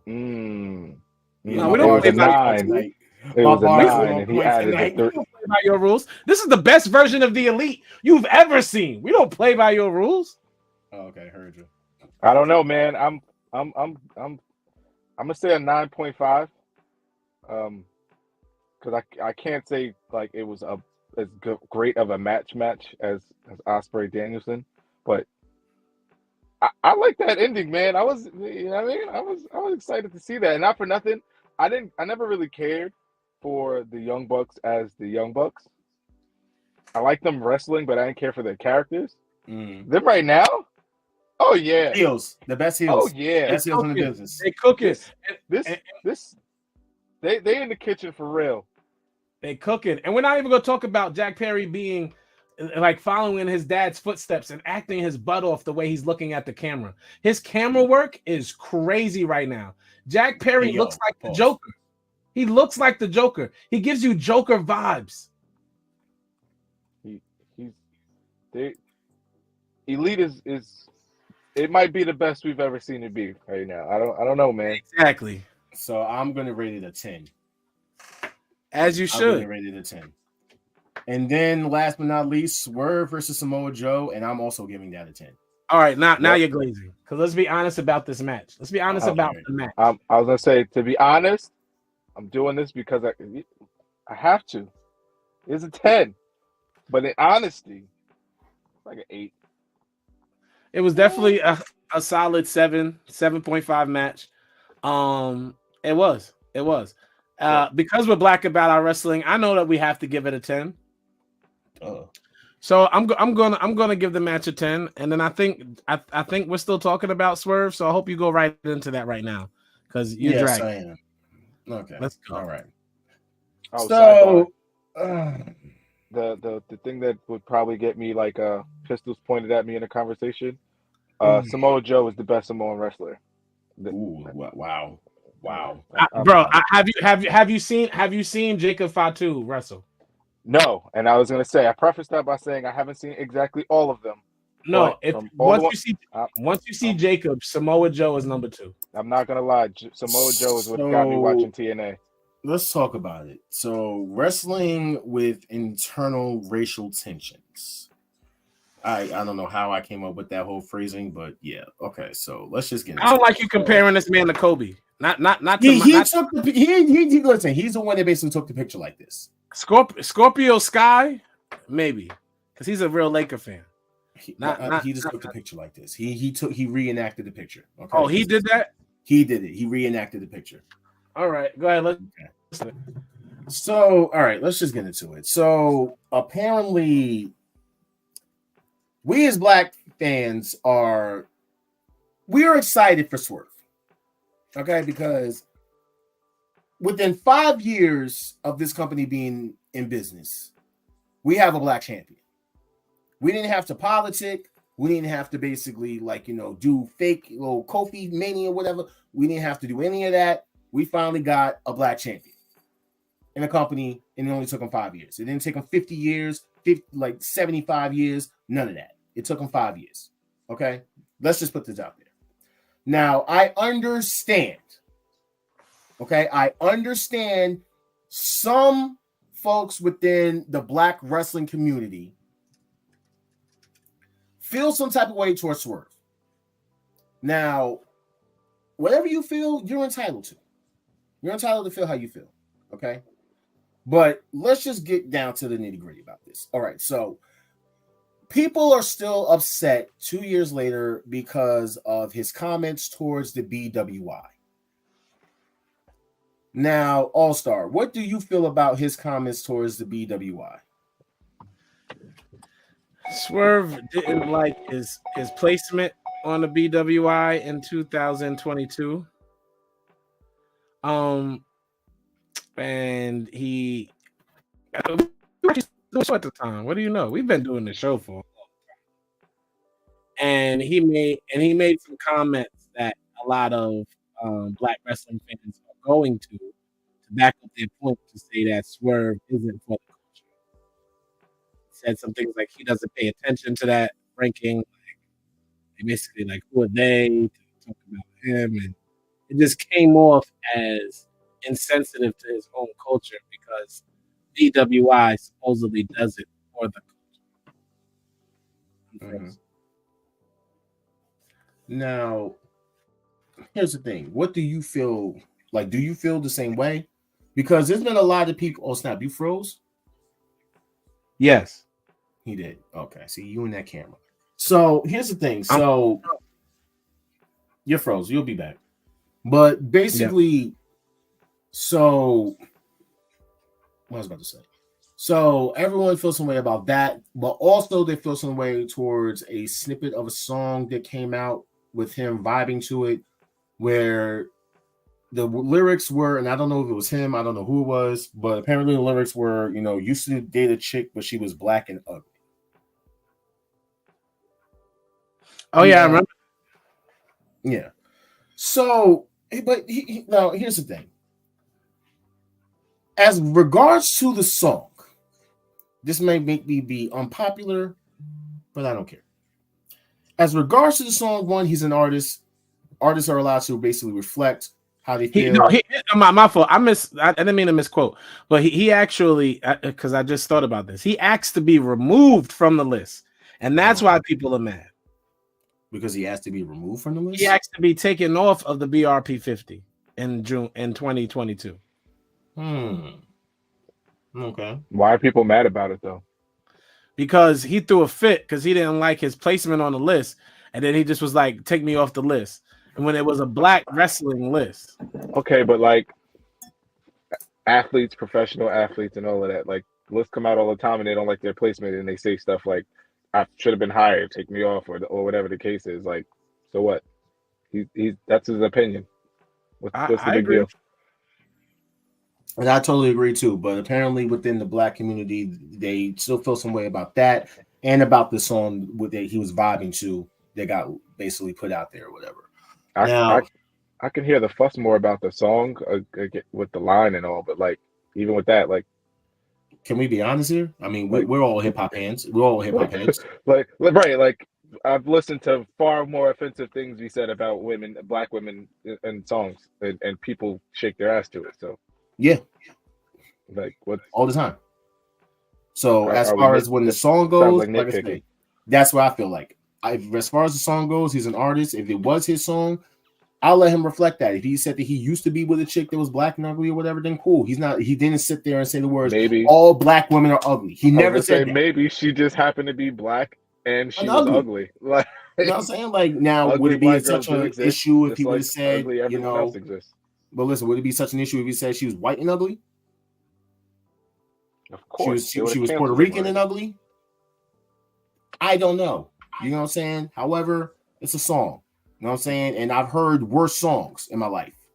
You know what I'm saying? I'm an old soul when it comes to my music. Like, I've heard worse songs. Okay? Y'all still sit up there and be supporting Mr. Softy, and he has a whole racist jingle. So, like, let's talk about that. All right. When we talk about, you know, N-word love a watermelon. Okay, we talking about that. It's crazy in 2024. Some people still don't even know that has racist connotations to it. Like, let's be honest here. So my real question really comes down to, though, at the same time, I don't know if All-Star's still there. I think he's trying to fix his mic. I'm so sorry, I'm his here. camera. I'm here. Okay. So my real thing comes down to like when people say like, you know, things of that nature of him wanting to be taken off the list or him basically like, you know, vibing to that song. That's not part of the culture. My question is, what is the culture? What are people considering the culture when it comes to wrestling? But that's not when it comes to wrestling. Being black is being black. The culture is what the culture is. I was trying to put it as in the wrestling part. I'm not even getting into that. Even in wrestling, being black is being black. And here's the thing, right? Black everything because people just like complaining. Like you don't like the coonery of hey, the New Day. New Day. But the New Day's the longest reigning tag team of all time, and they should be honored and respected for that black excellence. Kofi winning a championship should be respected for this black history moment. Like all these things come with markers because everything in wrestling comes with markers. It's not just the black wrestlers that have asterisks next to their accomplishments. That New Day run, that was crazy. But like the antics that went with it, oh man, that's what I have a problem with. That's oh my god, bro. But you see what I'm saying? To somebody else, us having that type of conversation and that opinion is the same thing as somebody who says, okay, I know Swerve is the first black champion. I don't like his response to this. I don't like how he carries himself like this. They're entitled to that too. The same way you're entitled to say you like how New Day was acting. It still doesn't mean they weren't historically the biggest long tag team. I can recognize that, and I'm perfectly fine. I'm fine with them being the longest reigning tag team. Like that was cool. That is an accomplishment in itself. But they didn't. Some of that stuff went way left. Like that's what I was going to sit there and say. Not even to cut you off, but like honestly, like when it comes to the New Day, like I don't know if that feels like it's for the culture. Their accomplishments is for the culture, but why did the man have to basically why do black men constantly have to demasculate themselves in order to be accepted by society standards? Our truth is a Hall of Famer, and we say the same thing about him. It's like it's as if we're not allowed to let us as black fans. We don't like black wrestlers to be funny or to be goofy in any way. They have to be tough all the time, and that's necessarily because that's a stereotype. Exactly, but that's stereotype. But I don't feel that way. But you do because there are plenty of comedy acts and white wrestlers who are comedy acts. But when black people do it, we feel away. But see, I think it's not even that. I think it comes from like when they get to being some type of successful with it. It's hard to separate. Okay, are we saying that they're being successful because they're black, or are we saying that they're successful because they're being funny? Or whatever the case may be, and it's like sometimes it's a bit of both. Like with R-Truth, it's because he's literally a bit of both. He's funny and he's black. So like I feel like if there was a white R-Truth character, people would still find it funny, but somebody's gonna get offended by it because they're gonna say like he's appropriating the culture.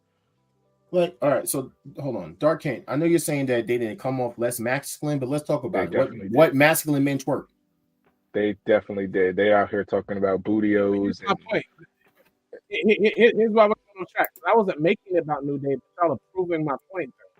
The same way you have your feelings about why New Day has this asterisk next to their accomplishment. It's the same thing some people are going to feel about Swerve, because that's like it, and that's okay as wrestling fans to feel how you feel about these things.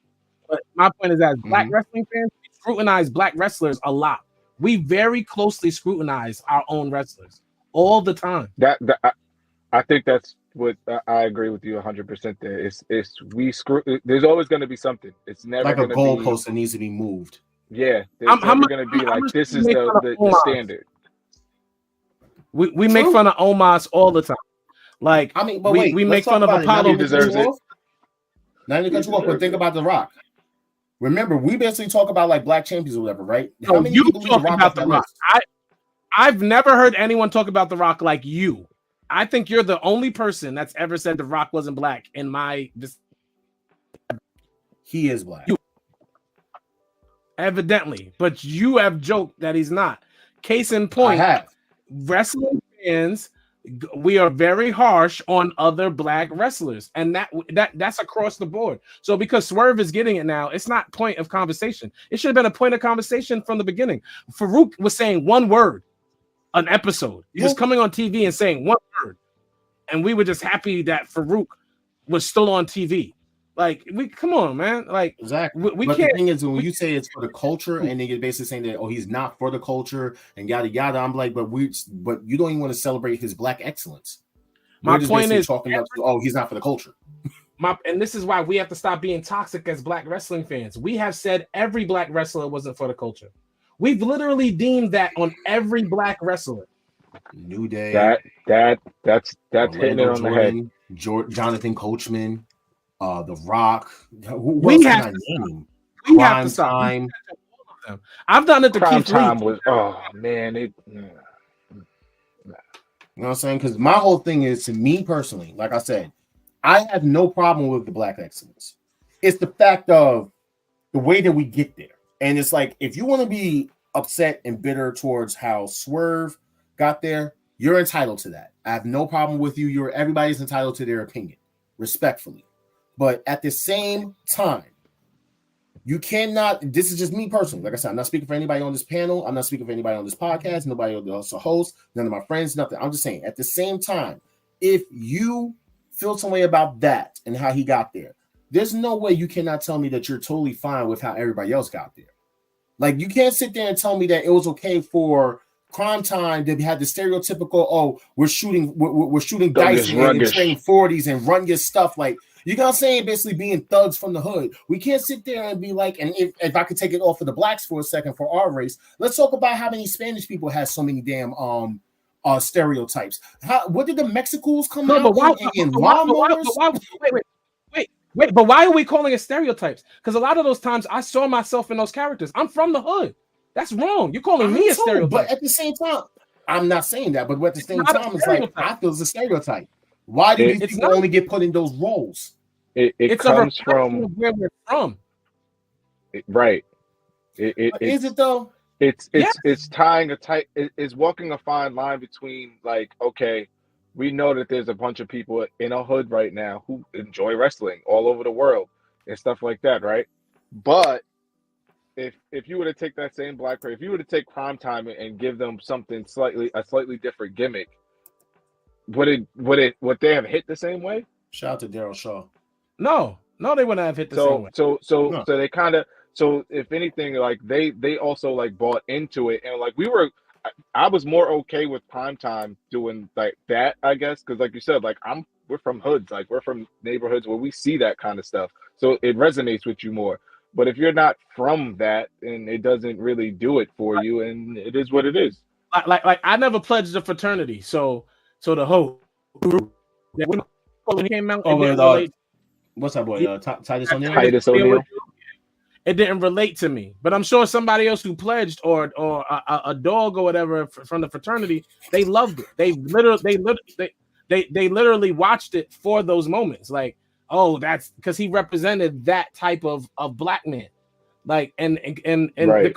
The culture is not subjective, because being black is being black, regardless of what hood you're from, where you're from. If you're black, at the end of the day, we all get treated very much the same. It's not the culture. It's our perception. Everyone's perception is always different. Like, but at the same time. But that's why it's horrible. Hold on one second. That's why it's horrible that we are so critical of our own kind. Because technically we're our own worst enemy. Because we can't say we don't like this black person's gimmick, but then when somebody doesn't like something about another black person, they're wrong. Well, you're wrong too then, because you don't like this about this black person. You know what I'm saying? I just want all of us to win. That's me personally. I don't care about what people has done unless you're Velveteen Dream. Like, personally, that's just how I feel. But as far as, like, you know, us supporting each other, let's support each other. You know what I'm saying? And that includes black podcasters as well. We all need to gets support his each flowers. Who said Kofi doesn't get his flowers? I'm saying Kofi can get his flowers, but at the same time, Kofi Kingston is a Hall of Famer. Exactly. Like, he definitely is a Hall of Famer, and I think people definitely give him his flowers. I don't just like how some people can feel some type of way about Swerve, I personally will feel some type of way about Kofi. I respect him I love that, what he was able to accomplish. I just hate the fact that I feel like he had to demasculate himself in order to get in that position. Right. If we want to be honest here, Kofi probably should have been the world title holder when he was beefing with Randy Orton. Some people would hate the fact that Swerve had to be an anti-hero and cheat to win on his way to becoming what should have been a face championship title. So my point is, the criticisms can be still. I mean, listen, just stop moving the goalposts. That's my whole thing. Because me personally, the goalposts not being moved, bro. We're not in the game. We're not on the same field. We do not have the same goalposts. But I'm saying us as not even like, I'm not saying us as black podcasters because we're good. What I'm saying is us as black wrestling fans, the ones that basically always move the goalposts as to another black man's accomplishment. Like I've been told, like, multiple times, I'm not even trying to say anything about you. You're my brother. I know how you feel. I'm saying, I love you. You love me. You know what I'm saying? I feel some type of way all the time when I get called light skin. Because I feel as if people feel like I'm not black, and yet I have to correct them all the time. Like, first off, I don't want to sit there and be rude about it, but I'm more black than you. And I'm not even trying to measure about my skin tone or whatever. I'm talking about my knowledge. I'm talking about what I've actually been. I've been in the field. You know what I'm saying? When people were sitting up there marching in Long Island for all the blacks that was killed, I was first in line.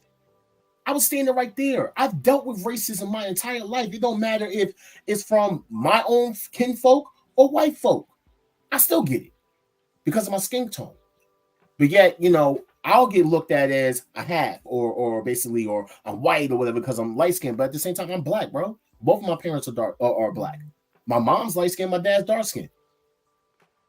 And all of them have straight black roots. You know what I'm saying? I literally can tell you where I come from. John's taking this. You will never know. I know he black. You know what I'm saying? But I have to, but this is what I mean, like when I say like the goalpost moving or whatever, because at the same time, say a wrestler's my skin tone, like The Rock. And The multiple Rock times darker than you. The Rock's he's a little darker. But either way, I've heard multiple times. But listen, I've got you. You don't want to shut up. But either way, like, let's be honest here, like, and we haven't just said it on the show, but other people have said it throughout the community, like, oh, The Rock isn't black because he doesn't represent us. He doesn't talk about anything for the black culture. He doesn't do anything for black people, yada, yada. We heard it from Obama. Do you know how many times people have said because, Obama doesn't care about the black people, da, da, da, he's white, he's light skinned, that's the right side of him, da, da, da. Multiple times. The only black person that I'm gonna say ain't black and ain't for black people is Oprah Winfrey, but that's for another day. That's hilarious. I honestly think that this conversation is about accountability though, because we've all done it. It definitely is. We're not preaching to somebody about doing something better, John. Like we have to do better. We've all done it. We've literally done it during this part of the conversation, going back and forth, criticizing black wrestlers, and then saying we shouldn't criticize Swerve. No, if we're gonna be this whole for the culture thing, then we need to start uplifting. We tear down these wrestlers, and then we be like, oh, we don't have any black champions. Well, because you talk about every black champion. And Moose doesn't even support Moose anymore. Moose has held the belt for 6 months. I do support Moose. I'm just not supporting TNA right now. Not one word. Clearly, because you still haven't sent me the link. Crazy. Actually put that link months ago. And so I got you. That's what you said the first time. Yo, K-Star. This was back when fantasy football was going on. There is a black champion at TNA, and this dude. No, it's one of your favorite promotions, and your champion's black, and you said nothing. That's not okay. I don't care what reason you ask. You rarely, if ever, bring up Moose. So here's the thing: when it comes to Moose actually made a tweet saying that congratulations. I think it was for Kofi or whatever. Not Kofi.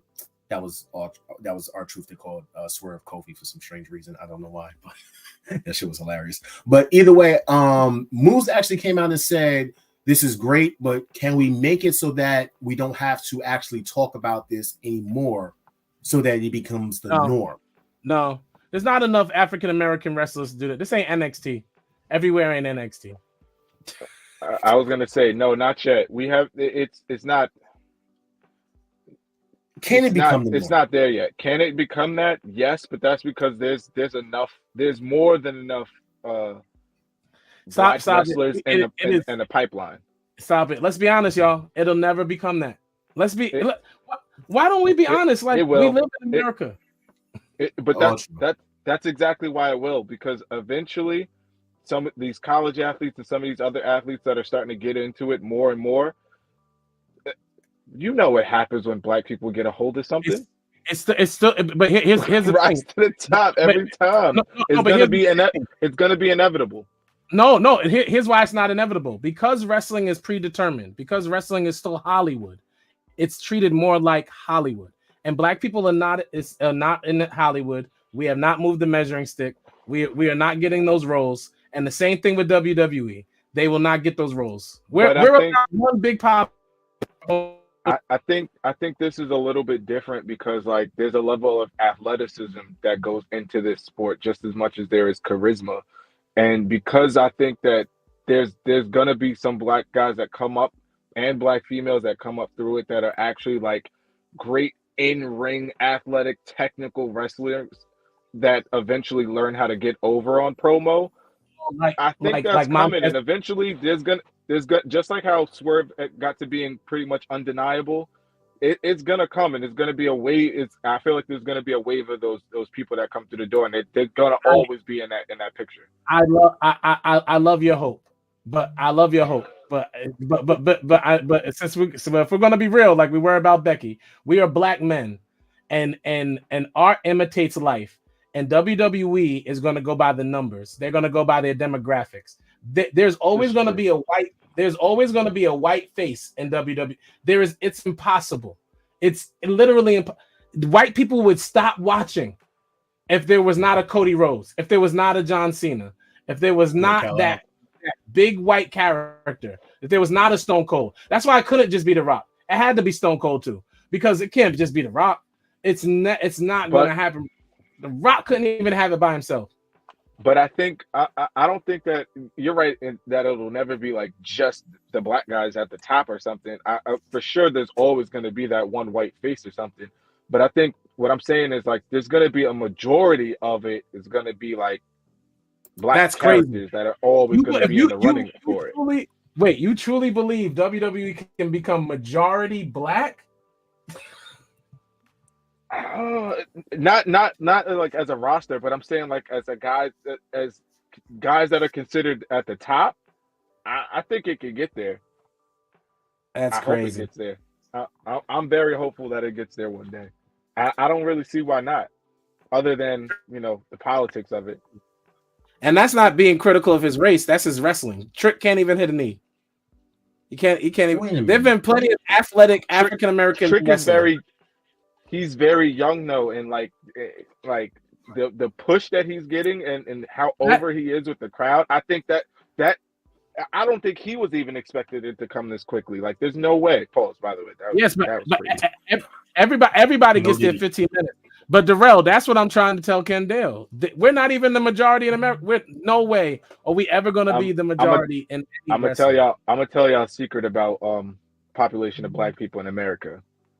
We are the majority. You think we're getting there? No, not getting there. We are there. We are the majority in this country. They will never tell you that. Why would they? If we are, once again, we do a bad job as a culture of building ourselves. We do a horrible. That's the answer. What is the culture? There's that, and then there's also the powers that be refuse to let us get a little too organized. When that starts happening, we get that part. But I understand. But because we kept hitting the ceiling that they set up for us, they burned down. In Harlem, they burned down our banks. I get the whole Black thing. Wall Street.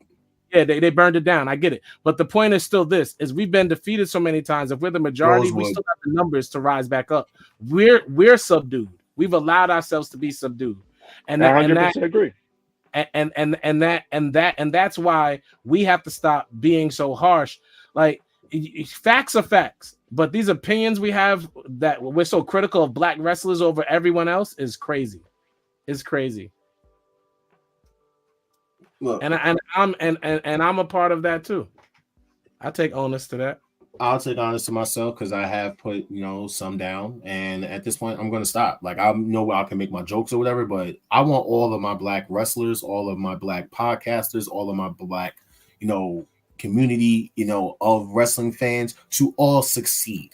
You know what I'm saying? Because at the end of the day, all we got is us. Can we not remember at a time where we didn't see any black folks like that other than doing comedy skits, like at all? And I'll close with this. I don't think it needs to be an influx of black wrestlers or anything to change anything. I think what needs to change is just how we talk. We make everything like, oh, first black, instead of we want to be equal and we're all the same. Just say, oh, Swerve won and he's black. Like, oh, so and so won and they're so and so. Like, even when a woman does something, they have her story now. That's demeaning.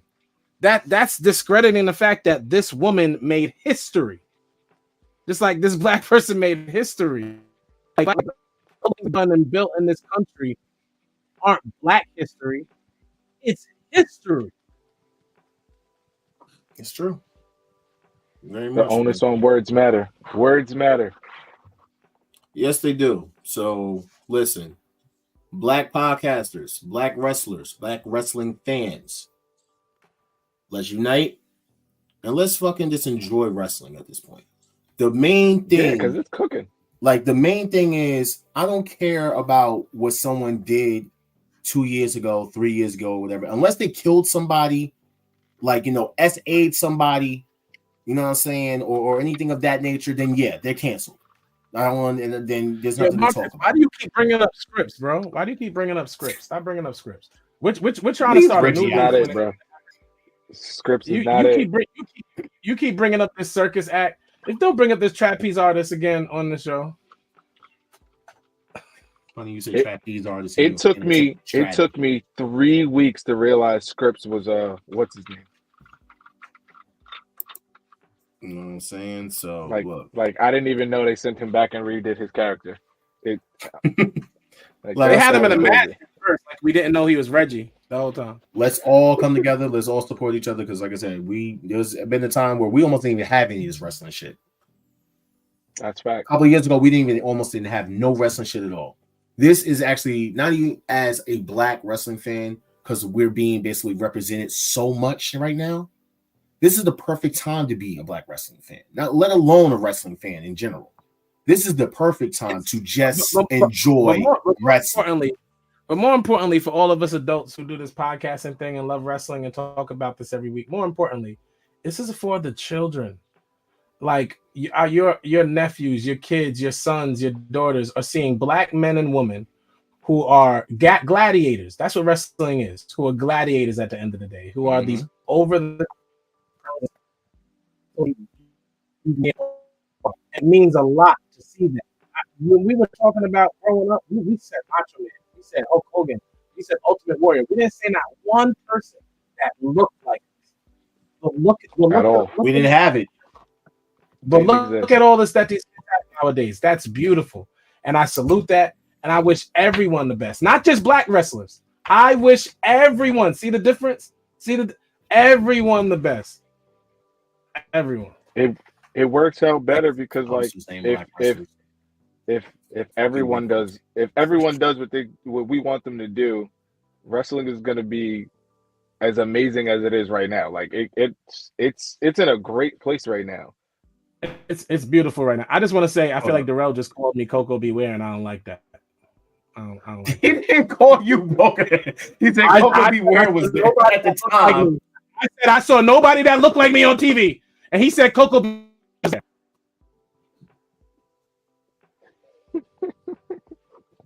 I mean, what would you want to say? Junkyard Dog? I don't like it. But let's do the weekly show. And have to too long. Do the weekly shows. This is true. I got to get up for work mad early.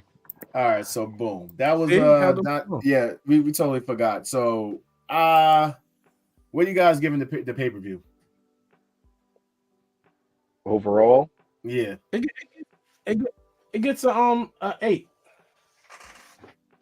I'm gonna say 8.5. Maybe not. I'm teetering on that 8.5 or 9. It was a pretty damn good pay-per-view. I'm just gonna go straight for the 9. Pause. That Man, was That was wild. that was We super added our AO. number. That was wild. That was super AO. I had to pause that. If we added our numbers, if we added our numbers together, this show was not a 9. Y'all are stretching it. If we put all the ratings together for the mid, definitely not. If you added and for the averaged it out, no. But exactly averaged out, this show was 7.58 because it had a few matches. That's what it is, because it had a few matches that were bad. It had a few. So by the way, I think I'm going to keep doing this like at the end once we're done, like, you know, rank the. Then people could, like, you know, leave their little comments and reactions and whatnot. So fun. So weekly shows. Let's just speed through this real quick. SmackDown. We had AJ versus LA Knight to find out who's going to be the number 1 contender to go against Cody Rhodes, and it is AJ. They're going to be facing off at each other against at Backlash. Then we had the revelation of the new titles. I love those titles. I love them. They look amazing. I like these better than the other titles. Way better. Way better. Now, let's just get into the only thing that really mattered on Tiffy Friday. time. No. Where's Kevin Owens? Where's Kevin Owens? Where was he? Where was he? Why did this man come out and then the people started chanting, "We want Roman"? Now you want Roman? Yeah, that's what they want, though. He's doing a good job. Solo's doing a good job already. You know what I'm saying? And they couldn't find him. But, you know, his MFT. We don't know what MFT stands for, by the way. I was going to say, I'm still trying to find out what MFT is. Motherfucking Tongan. That's the first thing that came to mind for me. I don't know what that means either. What else could it be? I don't know. He said my MFT. I'm like, I can't wait for Kevin Owens versus Tama Tonga. That match is going to be great. Bro, they went AEW with the blood on his face. I'm not gonna Yeah, they went crazy with that. That was, you know what I'm saying? Wasn't the highlight of SmackDown. Tiffy Time came out, messed over Naomi's match. Naomi had did her talking about this overrated chick, but Naomi had did her 8th move, butt move of doom, and after she did that, Tiffy Time showed up, pushed. You wasn't here. You wasn't here at the time that shout out to Michael Boss. He basically had said that Jade has 3 moves of doom plus a clothesline. Jade. And what does Naomi have? 4 butt moves and a split. I thought she said she had 5. 4 and a split. She does 4 butt moves and a split. The rear view, the thing when she like, you know, push your head into her ass. The thing she took from her daddy-in-law. The backup thing. Yep. Stole that. And she even does the Oscar thing with the butt against the ropes. She does that too. Yeah, stop it. That's all Naomi does. Naomi is not a good wrestler, and it has nothing to do with her being black. Yeah, when this happened, I was so mad because I cannot stand this girl. Okay, I can't stand. I love Tiffany Stratton. Tiffy Tom. I hate Tiffany Stratton. Tiffy Tom. Hate. I'm gonna say I'm right in the middle for Miss Tiffany Stratton. That's perfect. That's a nice balance we have right now. Because I think she is a little bit overrated, but I don't think she's as overrated as Ja is making her out to be. No, she's a future star. She is. She definitely has future star. I'll take over for 1 second. Yeah. So yeah, no, she's definitely a future, and that's my whole point of saying it. I don't understand the Tiffany Stratton hate. I don't think I'm ever gonna get the Tiffany Stratton hate. I think between her voice and people like her, like she's very similar to Charlotte. I guess is the thing. So people love to hate Charlotte.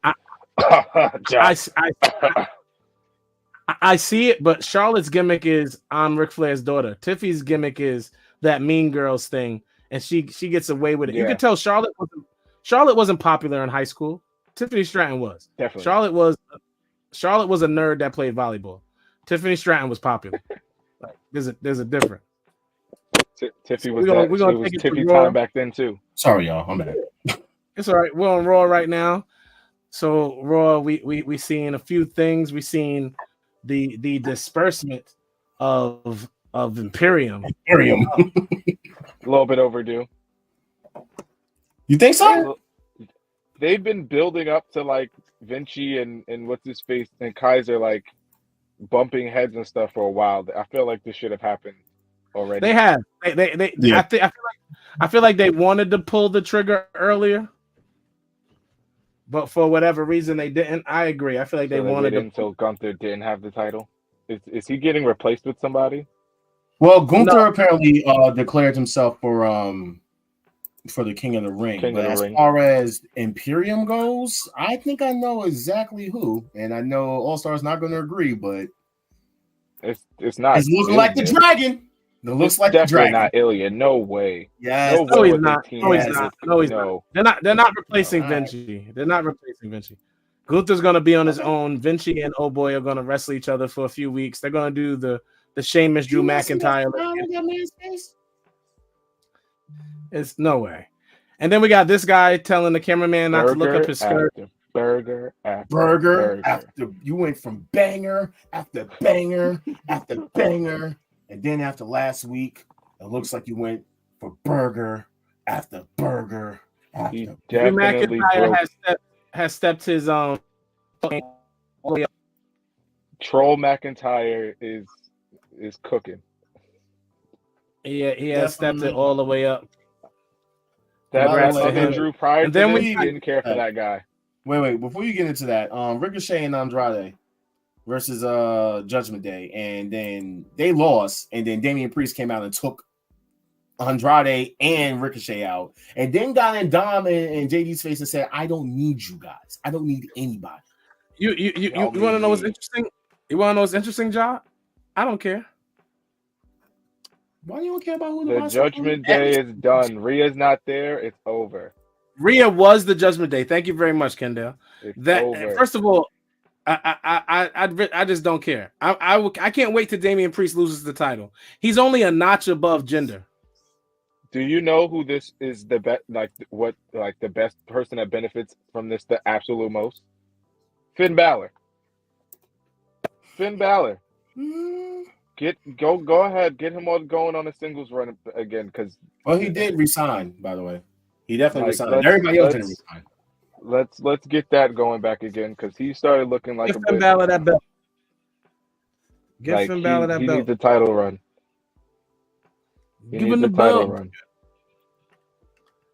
Yeah, no, NXT has more women on their roster than anybody else. WWE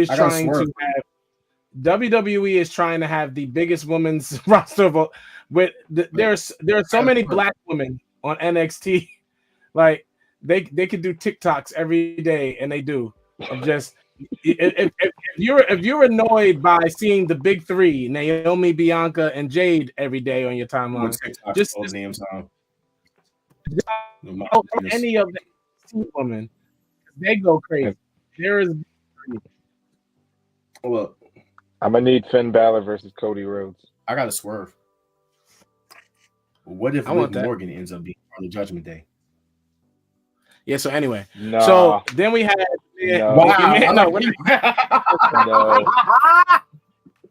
Chad Gable came out. Oh no. Chad Gable came out. On Demon He's Time. A heel now. He's a heel, so he had to wear a suit. And I don't know why that's a wrestling thing. You're a heel, you got to put a suit on. Except Cody Rhodes. And then he kind of basically turned his back on all of his wrestlers. One of them being Maxine Dupree. So I apologize for calling her a wrestler. And yeah.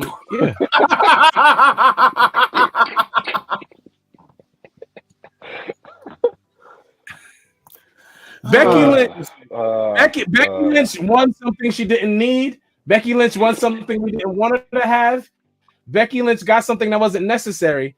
For some reason, Becky Lynch won the championship on Monday. Someone explain. This was a perfect time to put the belt on Nia Jax. Yeah, I mean, or since you wanted to do the Liv Morgan revenge tour, she just put it on. Can I tell you how much I hate her And outfit? F that Liv Morgan revenge tour. Save that for when Rhea gets back. Nia should have been how much I champion hate her outfit? until she gets back. She has her dumb. I don't like. She came out dressed like a Marlboro box. How does she write? How does she write this Marlboro book? Black. She hasn't delivered one good promo in 12 years. How does she write a book? She could barely speak. You know what? She didn't write the book. She had people write it for her. Obviously.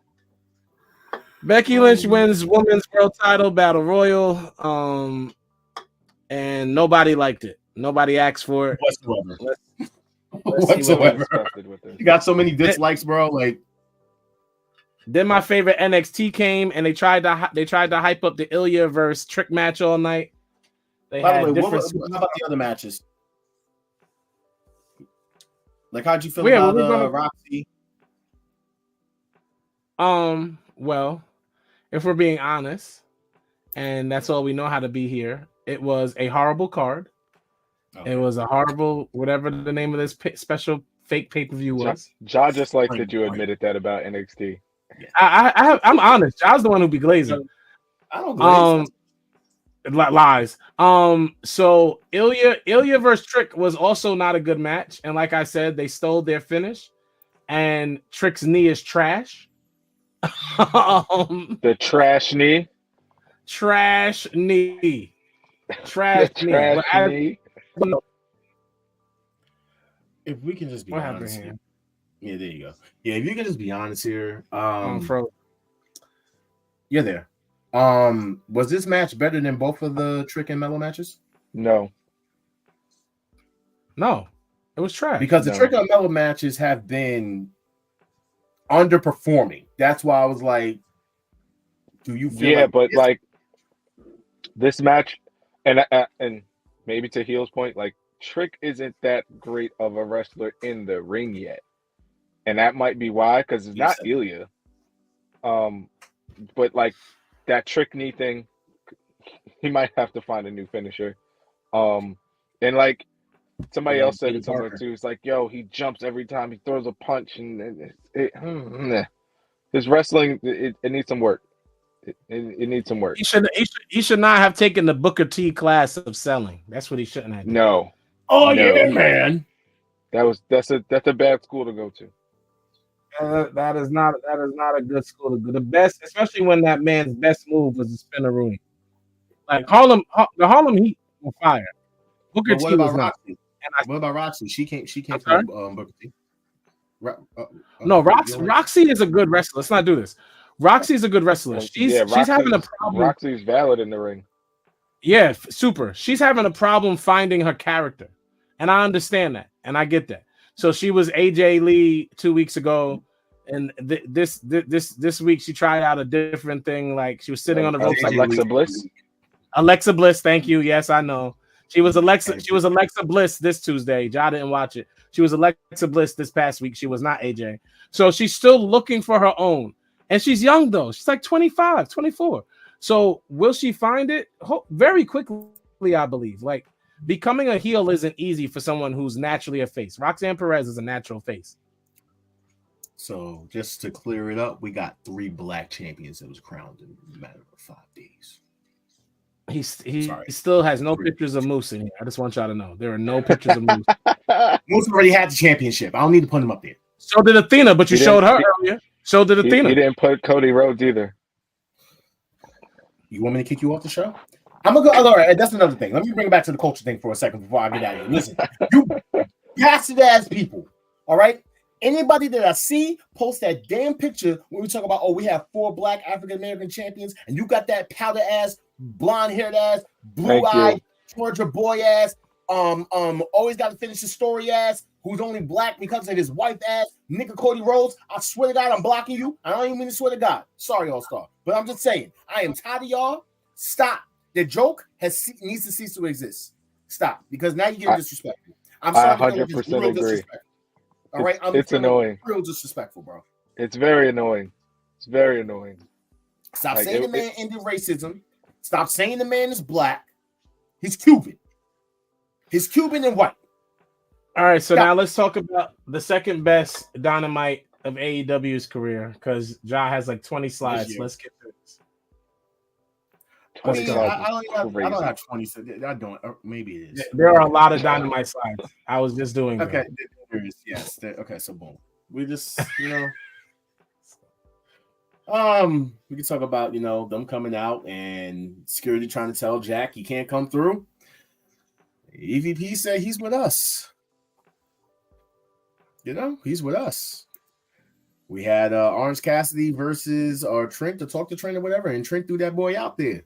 Shout out to Trent. Yeah, they started Dynamite very quickly, very fast. And then we could talk about the match that everyone's getting upset about. So Swerve started off the show against Kyle Fletcher.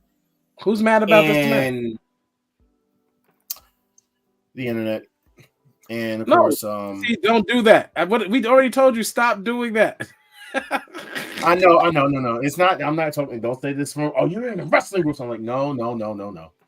So apparently, Bully Ray came out even was saying like, why is the newly crowned world champion wrestling in this match? Somebody's smarting me up.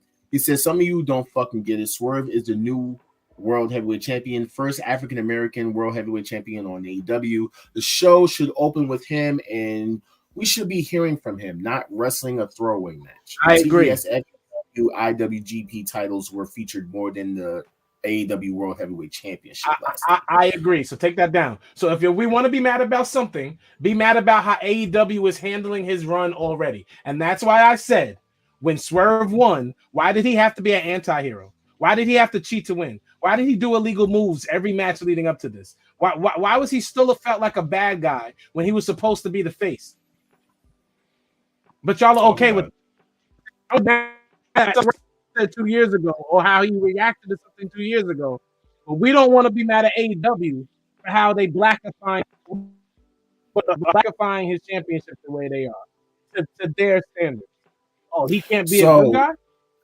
The thing that I've heard apparently is because the reason he didn't speak last night is apparently they're expecting their big spike of views on Saturday because it's supposed to lead from the playoff game into Dynamite. I'm sorry, into Collision. It's supposed to be speaking, talking at Collision. That's a terrible reason to do what they did. If that's the alleged reason they did what they did, because like All Star's right, like they can't just.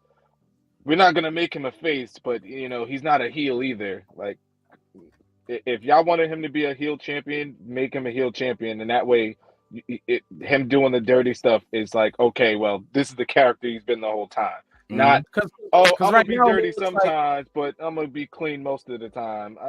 Because what is coming up is, he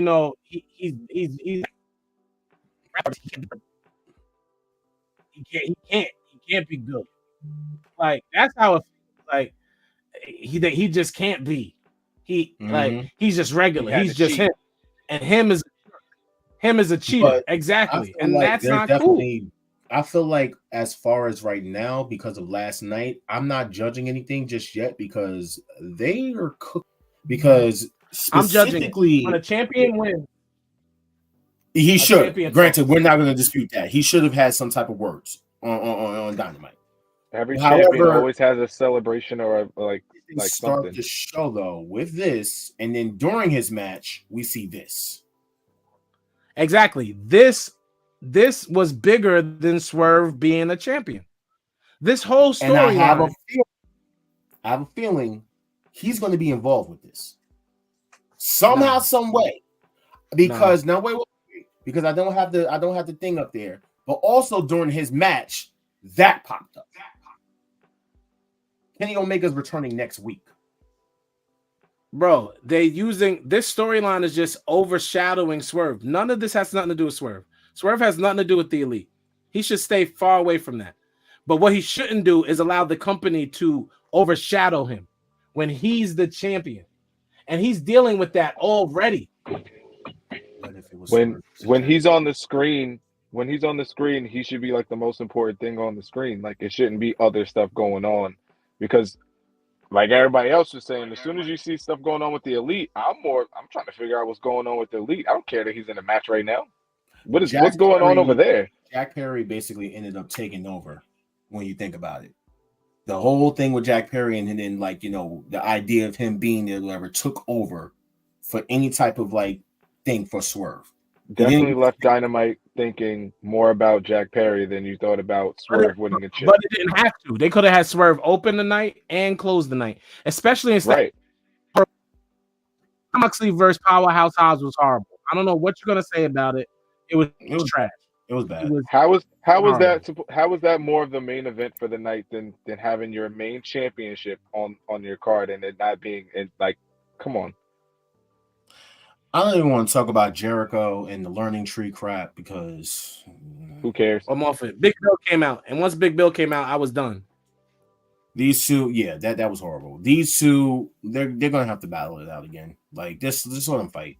Thunder Rosa is horrible. Nobody wants it. Thunder, I'm sorry. I know you had this whole I'm not backstage. sorry. Get her out of here. Yeah, okay. He's right. I'd rather see Anna Jay than Thunder Rosa.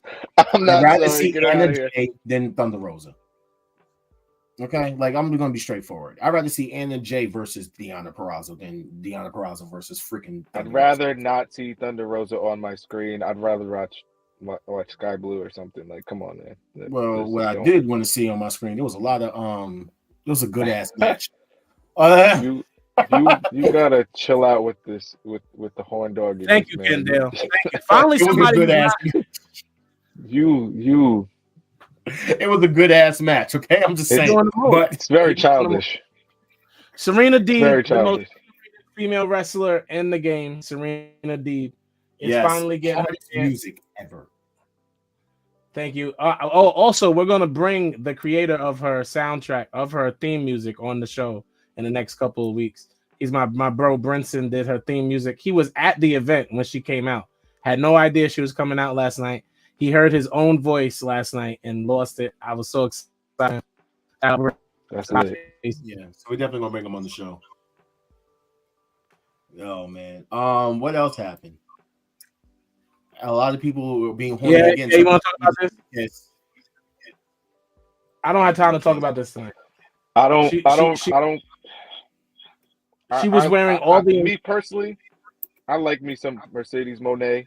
She was looking thick. Stop saying that too. You gotta stop that too, bro. She's not even true. That's not her. She's never been built to be thick, bro. Like let's stop that. She was wearing all. She was wearing all the. She was wearing all the Infinity Gems, and she still wasn't thick. Like you're wild. She got a little something now. I don't care about nothing that she does until she gets in the ring. Get in the ring. I agree. I can't wait till the ring already. I really can't wait till she'll probably get hurt. This is not like with Jade where you have to like train somebody to get them ring ready. Get in the ring. And she'll probably get hurt. So you're a hater. Are they gonna? Is she gonna get Willow over, or is she gonna get that chip? Because like I don't think she's gonna get Willow over.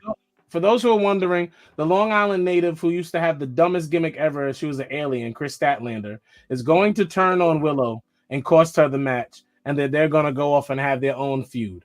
That's gonna be that. Willow's the one that beat her up. Willow's the one that beat her up. Willow beat. So let Willow be a transitional champ. Yeah, Chris Statlander beat up Willow, and she beat up Mercedes. So that's gonna be a whole thing.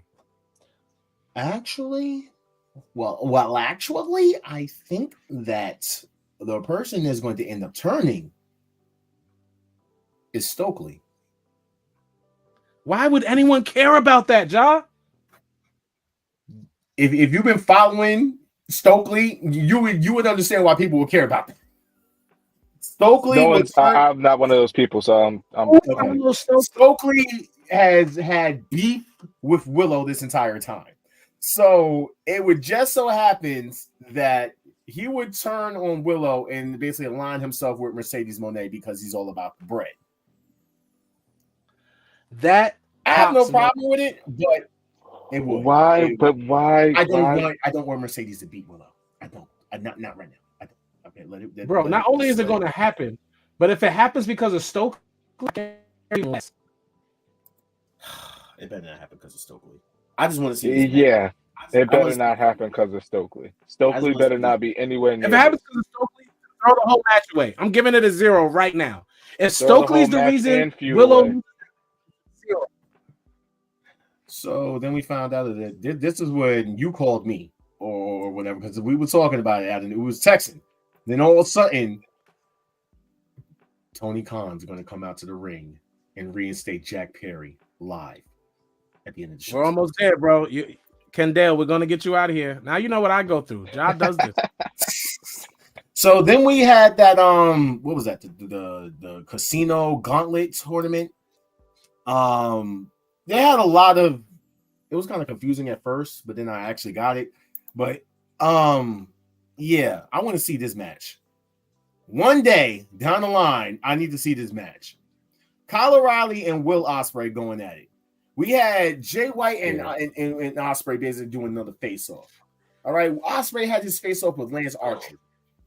Listen, all I know is, Will Ospreay is going against Roddy at Double or Nothing for the international championship. This is the match I least care about that Ospreay's had since he's been in AEW. I don't listen. Y'all gonna let Roddy cook, bro. That I know you don't like the mustache, but let it cook. Just let it cook. And then I guess we can just get to. Well, I'm not going to talk about Moxley and the IG. That was because I think they tried to bury Powerhouse Hobbs on live television. I think he hurt himself. I think he did hurt. They tried to bury him. They tried to bury that man. They should have opened the show with that match or put it in the middle somewhere, or just not had it. This man is doing his Roman Reigns acting job right now. He's like, Dad, I got you. Watch how I work the camera. They came out, and I'm sorry, this is kind of the suspect picture, so no Diddy, but this just been going around. I don't know why. Really no Diddy. They picked him up. I thought it was about to hit with the V trigger, and no. Instead, Nicholas picked him up and gave him the TK driver. Why'd you? Yeah, well, okay. Because I was tired of that picture. Why would you share it? Then they pose as the Elite all together, and yeah, the locker room came out, and we didn't think anything of it until the last 7 or 9 seconds. Kenny Omega's Yes, yo, listen, I was talking about that in the shout out to the Jobber Tears group. Listen, I was talking about that with somebody. We literally said, yo, these people are cooking. A lot of people now are saying that AEW has sparked their interest because of this right here. Kenny Omega might not make it. Kenny Omega might not make it to the ring next week. Bro, if they take out Kenny Omega immediately, I'm you, bro. Take my money. Take immediately. They're gonna do it. They're gonna do it. I have a strange, strong feeling that because why is Chris Statlander just laughing over there? But anyway, they're using this a lot, and I don't because of that sell job. I'm not watching the draft, but I wanted to know because the NFL actually picked this up. NFL, Fox News, Sports Illustrated, Barstool Sports, Daily Mail, The Authentic, all talk about how this man basically took a pile driver the night before, and he has to basically be, in the draft today. So it made it news, and basically the controversy did what it was supposed to do. I just have to ask this question: who is now in Tony Khan's ear that he's been smartening up since this footage been dropped? Because I remember people saying that the footage was a bad. If we're being honest, it's just the Elite doing. It's their storyline. It's their idea. I'm telling you, and they're cooking, and it's what a company that's named after the group needs. It's called All Elite Wrestling. The Elite. Final thought. Kendall. Final thought. Let's get. All right. Yeah, let's get my final thoughts. First and foremost. Sorry. Thanks guys for having me.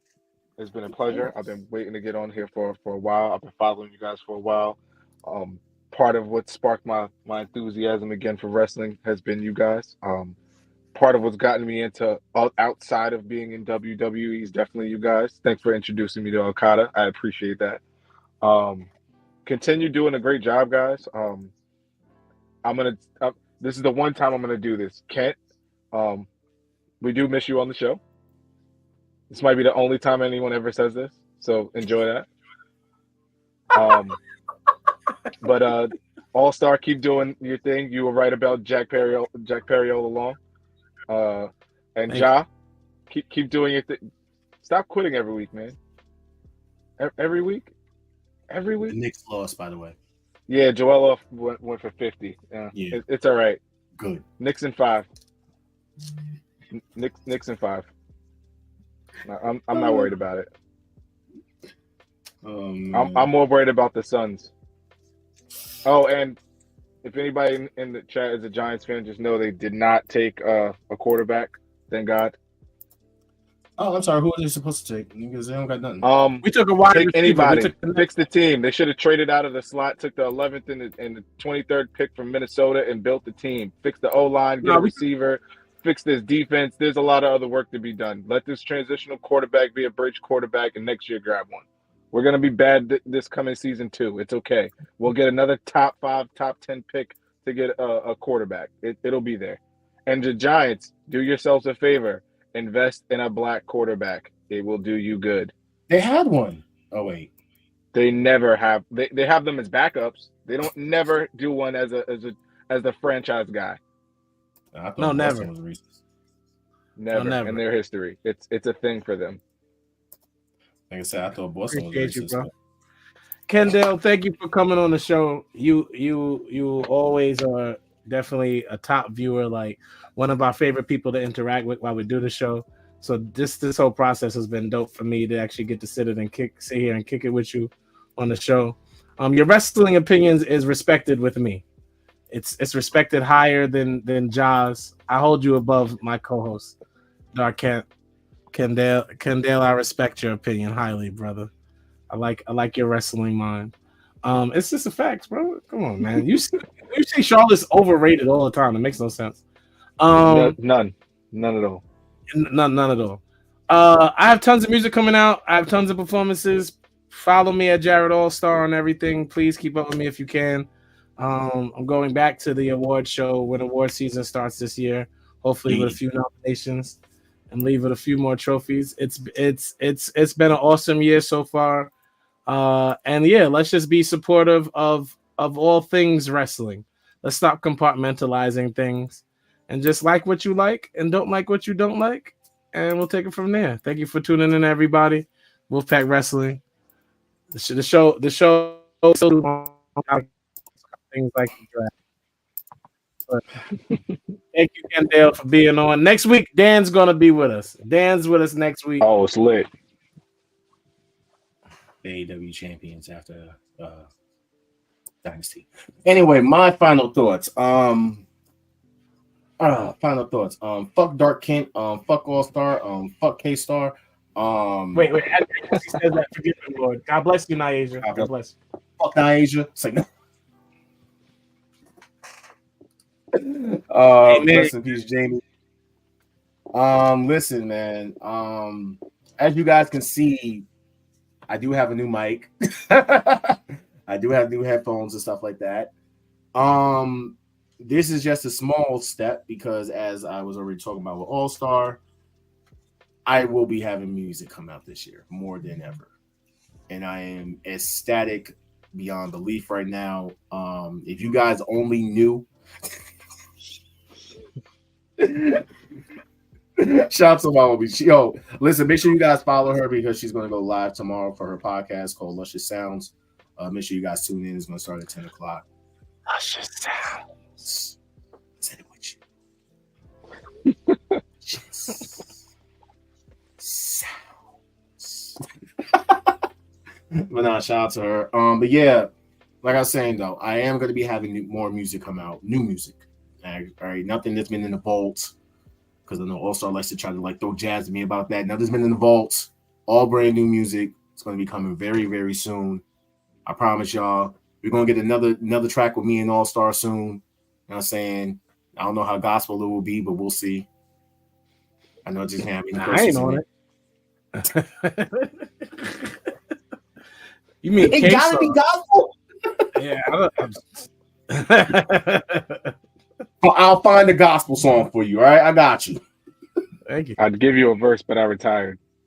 Oh. I heard your music. Yeah, thanks to Snoop. Shout out to my bro Snoop. Shout out to Snoop. Yeah, those days are behind me. Oh man, now this. Yeah, man. Listen, it's a great time to be a wrestling fan. You know what I mean? And just support, you know what I'm saying, as Black wrestling fans and Black podcasters and Black people in this wrestling community. Let's come together. Let's not be fighting with each other. Let's not be bickering with each other. We're all we got at the end of the day. You know what I'm saying? We can have a difference of opinions. We can have a difference of feelings. But at the end of the day, we got to realize we're all we got. Let's support each other. Let's watch each other build. Let's watch each other grow. And let's all become successful in this. All right? I don't want to be racist, but white people has held this shit down way too long. It's time for us to take over. Okay? Because, in the quotes of my bro, Sir Wilkins, wrestling is for the niggas. Okay? Wrestling is for the niggas. And let it be known. All right? So. It's not. It's for us. It's for us right now. It's for everybody, but it's for everyone. It's for us. Wrestling's for everyone. No, it's Bufu. By us, fuck you. Wrestling's for everyone. All right, heard you. Except for Indians, because they don't have. India doesn't have a promotion. They have King of Rock. You know what? You gonna get the? I'm out of here. All right, y'all. From your boy Jacquez, the Holy Hill, K Star. We'll see you guys next week. Same place, same time, same channel. All right. Peace. And every Thursday 7:30ish, and the show is stacked. Go and run and tell a friend we back. It's the Wolfpack.